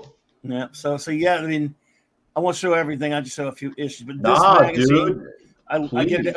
Phantom Eagle. Good God, that's a great comic. I think there's some Enemy Ace in here. I hope there's some Enemy Ace in here. I love Enemy Ace. I don't know if you're familiar with Enemy Ace. Anyone? I not. So, no. Enemy Ace was the bad guy. Except he was a noble. He was from World War I, and he was, of course, wasn't he a baron or something, or a count? He was basically the Red Baron type character. But he was he had a noble. Red Baron. That's it. Yeah, he did not like Yahtzees. Ringing on my head. Yep. Once I got the rifle, but see, look at these. Oh God, I can look at old comic book covers forever. I mean, I just, I just love them. And it's the nostalgia and it's the memories that I remember. The it's comic not just nostalgia; it's the amazing art, dude. Yeah, You can't well, I find mean, stuff I like remember that the anymore. comic rack in the 70s. You'd go to the comic rack and I'd flip through them, and half of them were already damaged because of everybody flipping through the comic racks because everything was so popular. There was comics, they would fly off the shelves, and it's funny because nowadays, obviously, it's a different era because now we have bags and boards and we have to keep everything in mint condition and all that. But boy, the good old days of going into the old corner shop that I used to go into and flip through all the comics and just pick one out. And my grandfather would say, okay, you have a quarter, go buy a comic. And I'm like, oh, well, I got to pick one, right? At 25 cents. Jeez. Good old days. Yep. The good old days indeed, buddy. And you know what? I got to be honest with you. I was a superhero nut. I didn't buy a lot of the war comics that much. Then I go back and I look at them, and of course, later in life, of course, I did. But look, I still remember. Sometimes the superheroes went to war or went to the war zones and stuff, as you can see, like right there. Remember, those Nam comics are so rad. Yeah. Oh yeah, those Rant and the Nam from the 80s by the guys who were there. Yep. Doing those comics for Marvel. Doug Murray and Michael Golden and people like that who were actually there. This magazine, like I said, this is the only thing I really like anymore. Is this I like Alter Ego, Roy. There's also a good one that's about more the silver and the golden age. But I'm a Bronze Age baby, and I just that's my time. And so let's see. I'm almost done, Nick. No, it's okay. D-Bud would wonder if he said does it have sad sacks? I'm looking. We had Beetle Bailey. And Beetle Bailey was there, yeah.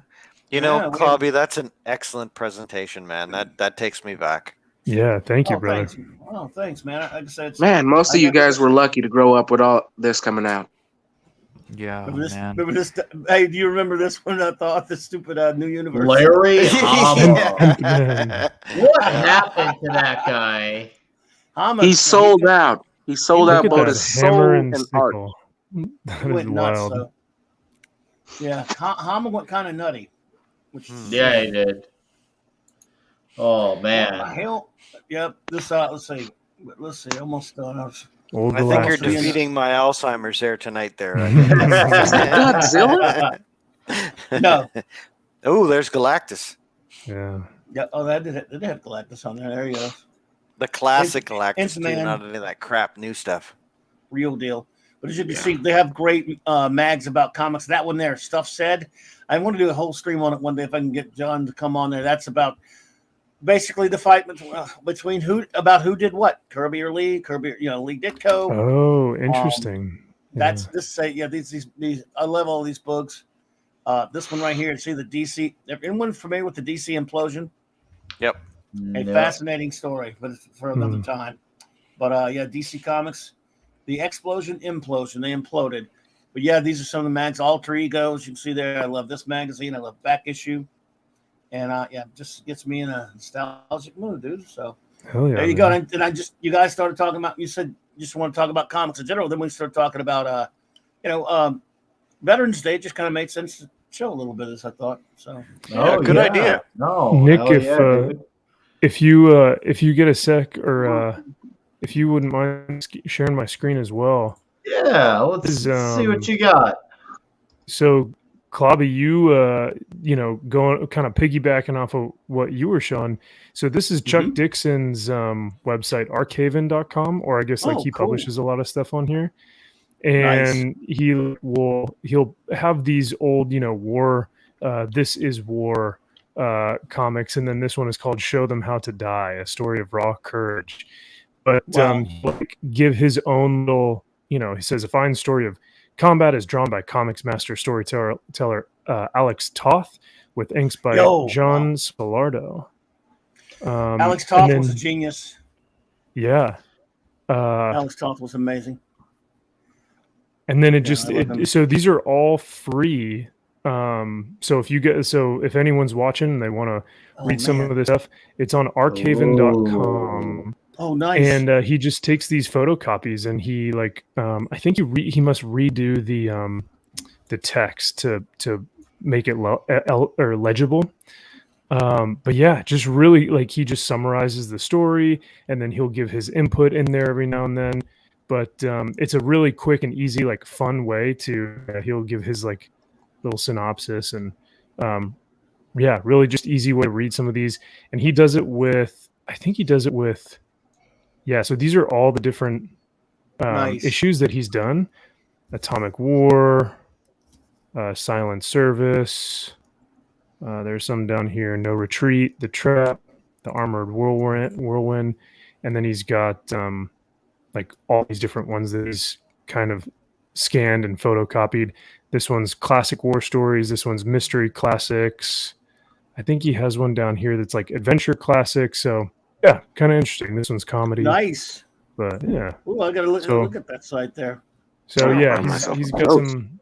Yeah, he's got some pretty interesting stuff, and yeah, it's all free. So I thought I found that and was like, man, this is pretty rad. Very cool. Right. Yeah. I have one of my old Kirby books, by the way, has I've had it forever. It's one of the really big. I have so many different Kirby books, of course. One of them has letters with from Kirby from the foxhole itself to Roz that he wrote to Roz's girlfriend they married. Some of the ones with the little drawings and stuff, and letters like that they print in that book. It's surreal seeing some of those things. That's like incredible. Watch Kirby at War. I keep saying it, but man, you got to see that thing. I need to see that. I've got my notes right here, guys, and I've got on here Kirby at War. I've got Haunted Tank. I've got the Soldiers issue. I've got Alter Holy Ego shit, magazine. the Haunted Tank! I haven't seen that in years. So yeah, I got some good shit on here. So thanks, guys.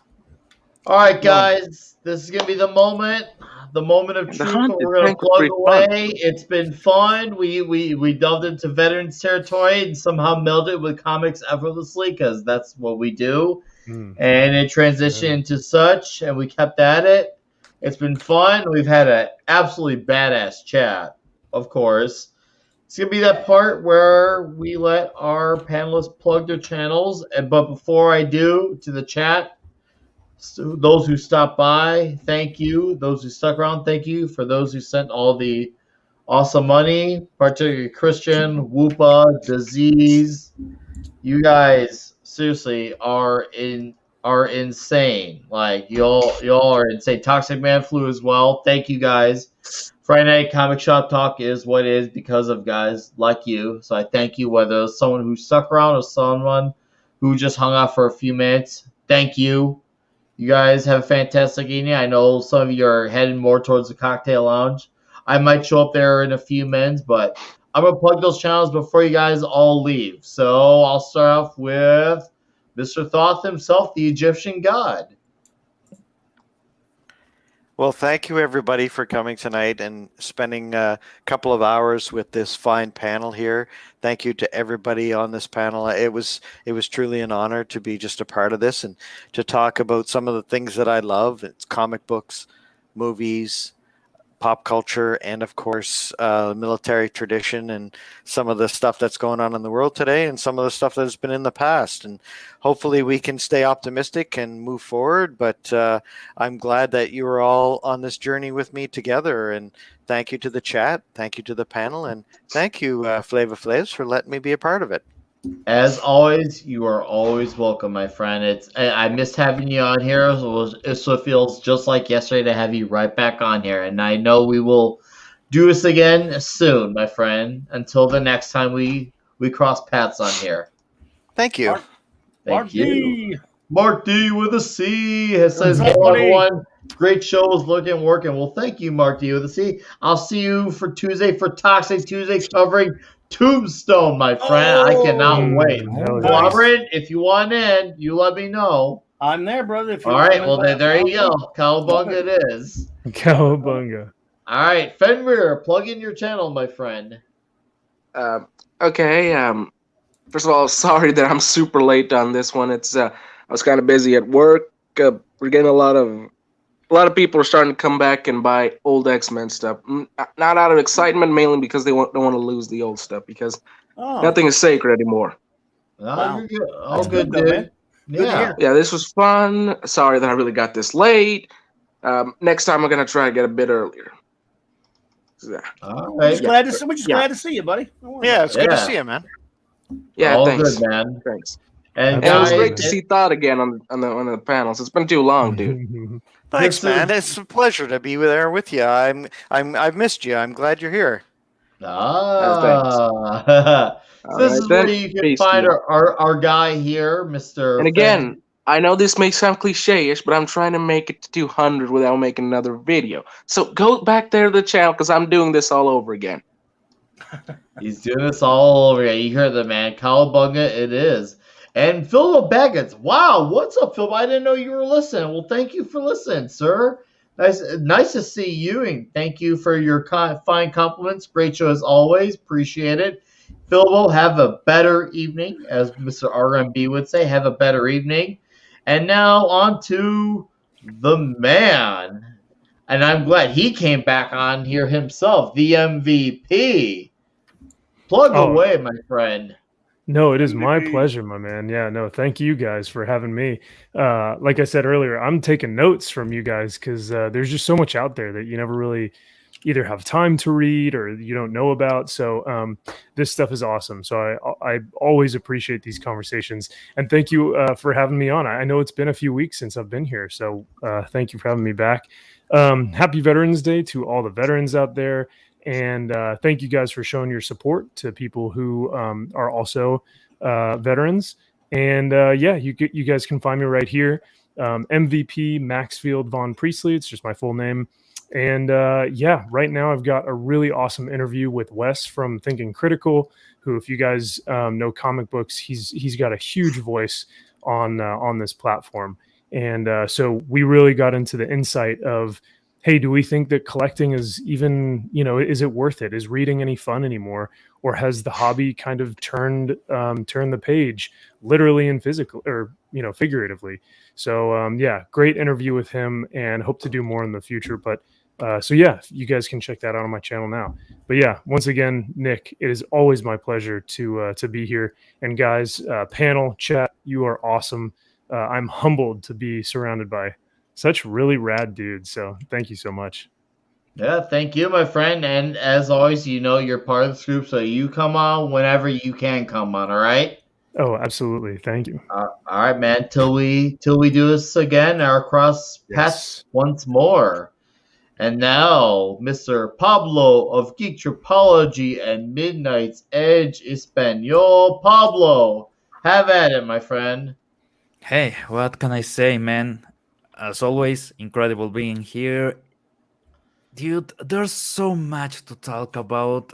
All this experience you need to be a creative, to be this level of genius that we used to have. And, people go out, just live, and after that, just let it flow through your pen. And let's see what happens, because I really think there's a next generation of comic book artists growing. It's just not in the big houses. So sadly, that's the sacrifice they have made themselves. You can check me in my channel, Geek Tropology. Well, until next time. And if you know Spanish, me sé español. By the way, see you next time. All right. Hey, Pablo. Thank you as always, my friend. Always a pleasure having you on. I look forward to doing this 800 more times. And last but mightily, clobberingly, not least, he needs no introduction. Go ahead and chat. Thank you, buddy. Thanks for having me here. It's always just a fantastic time. I love hanging out with these guys. It's good to see you there, Sander. We just love seeing you pop in when you can, brother. And Pablo, and the great Lord Thoth, and Max, dude, I promise you, I feel bad about that, putting you off like that. We will review that comic hopefully in a couple of weeks. Max and I will review the greatest Superman story of all time. Well, I think it is anyway. A great one. Let's put it like that. Speaking of great story, you guys checked out Superman book? Excuse me? The 69 book, 79 book. You guys check it out? Oh, so I got catch up. But go on, clobbering. Monday night, I will be hanging out with our good old buddy, 24/7. We'll just talk a little comics, Fusion Media, that is, and we'll talk about good deals on comics, talk about comic collecting. Tuesday night, I guess I'm going to be hanging out with you, being your Huckleberry there. and being toxic with you there, Nicholas. And I'm looking forward to that. Thank you. Tombstone. Thank you so much for that. Oh, I forgot about tomorrow night, didn't I? Wow. Saturday night Star you Trek. better plug in tomorrow night. Whoa, what is wrong with me? I'm so sorry. I just jumped over it. Well, again, see now. Saturday night Star Trek with my wonderful first officer, the amazing R.M. Briggs. And we're getting to the end of Star Trek, The Next Generation Season 3. We're closing that season up and starting Season 4 both tomorrow night with 3 episode reviews. And a big one Wednesday night I'm very proud of because Doctor Who anniversary is coming up. And much as with a lot of these things, the BBC will not celebrate it properly. So I've got 2 days of it. Wednesday night, my great friend Michael with Retro Blasting will be joining me. And we'll be talking all things Doc. Michael's a great buddy, and I love him, and I've been looking forward to talking to him in a while. It's been a couple months since he's been on.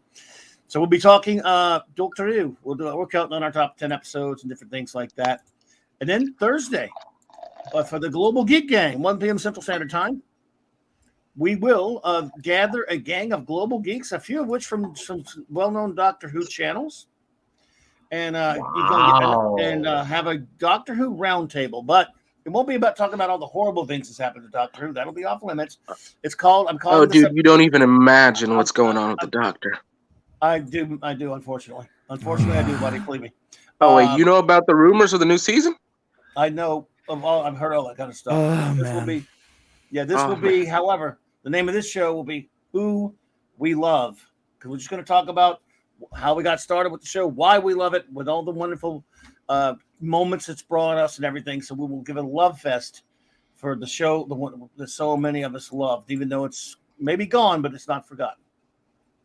So there you go. All right, killer, dude. I'll probably listen to that one just as a fan, just to pick up on some knowledge. So I look forward to just listening as a fan because obviously, for me that's normie territory, but I'll be listening just as a fan. So I can't wait to hear that. And dude, when I was in Vegas, I was talking with Eric K, and he was raving to me. I never got to tell you this. He raved to me about how much he loves your Saturday Night Star Trek panel with Raquel.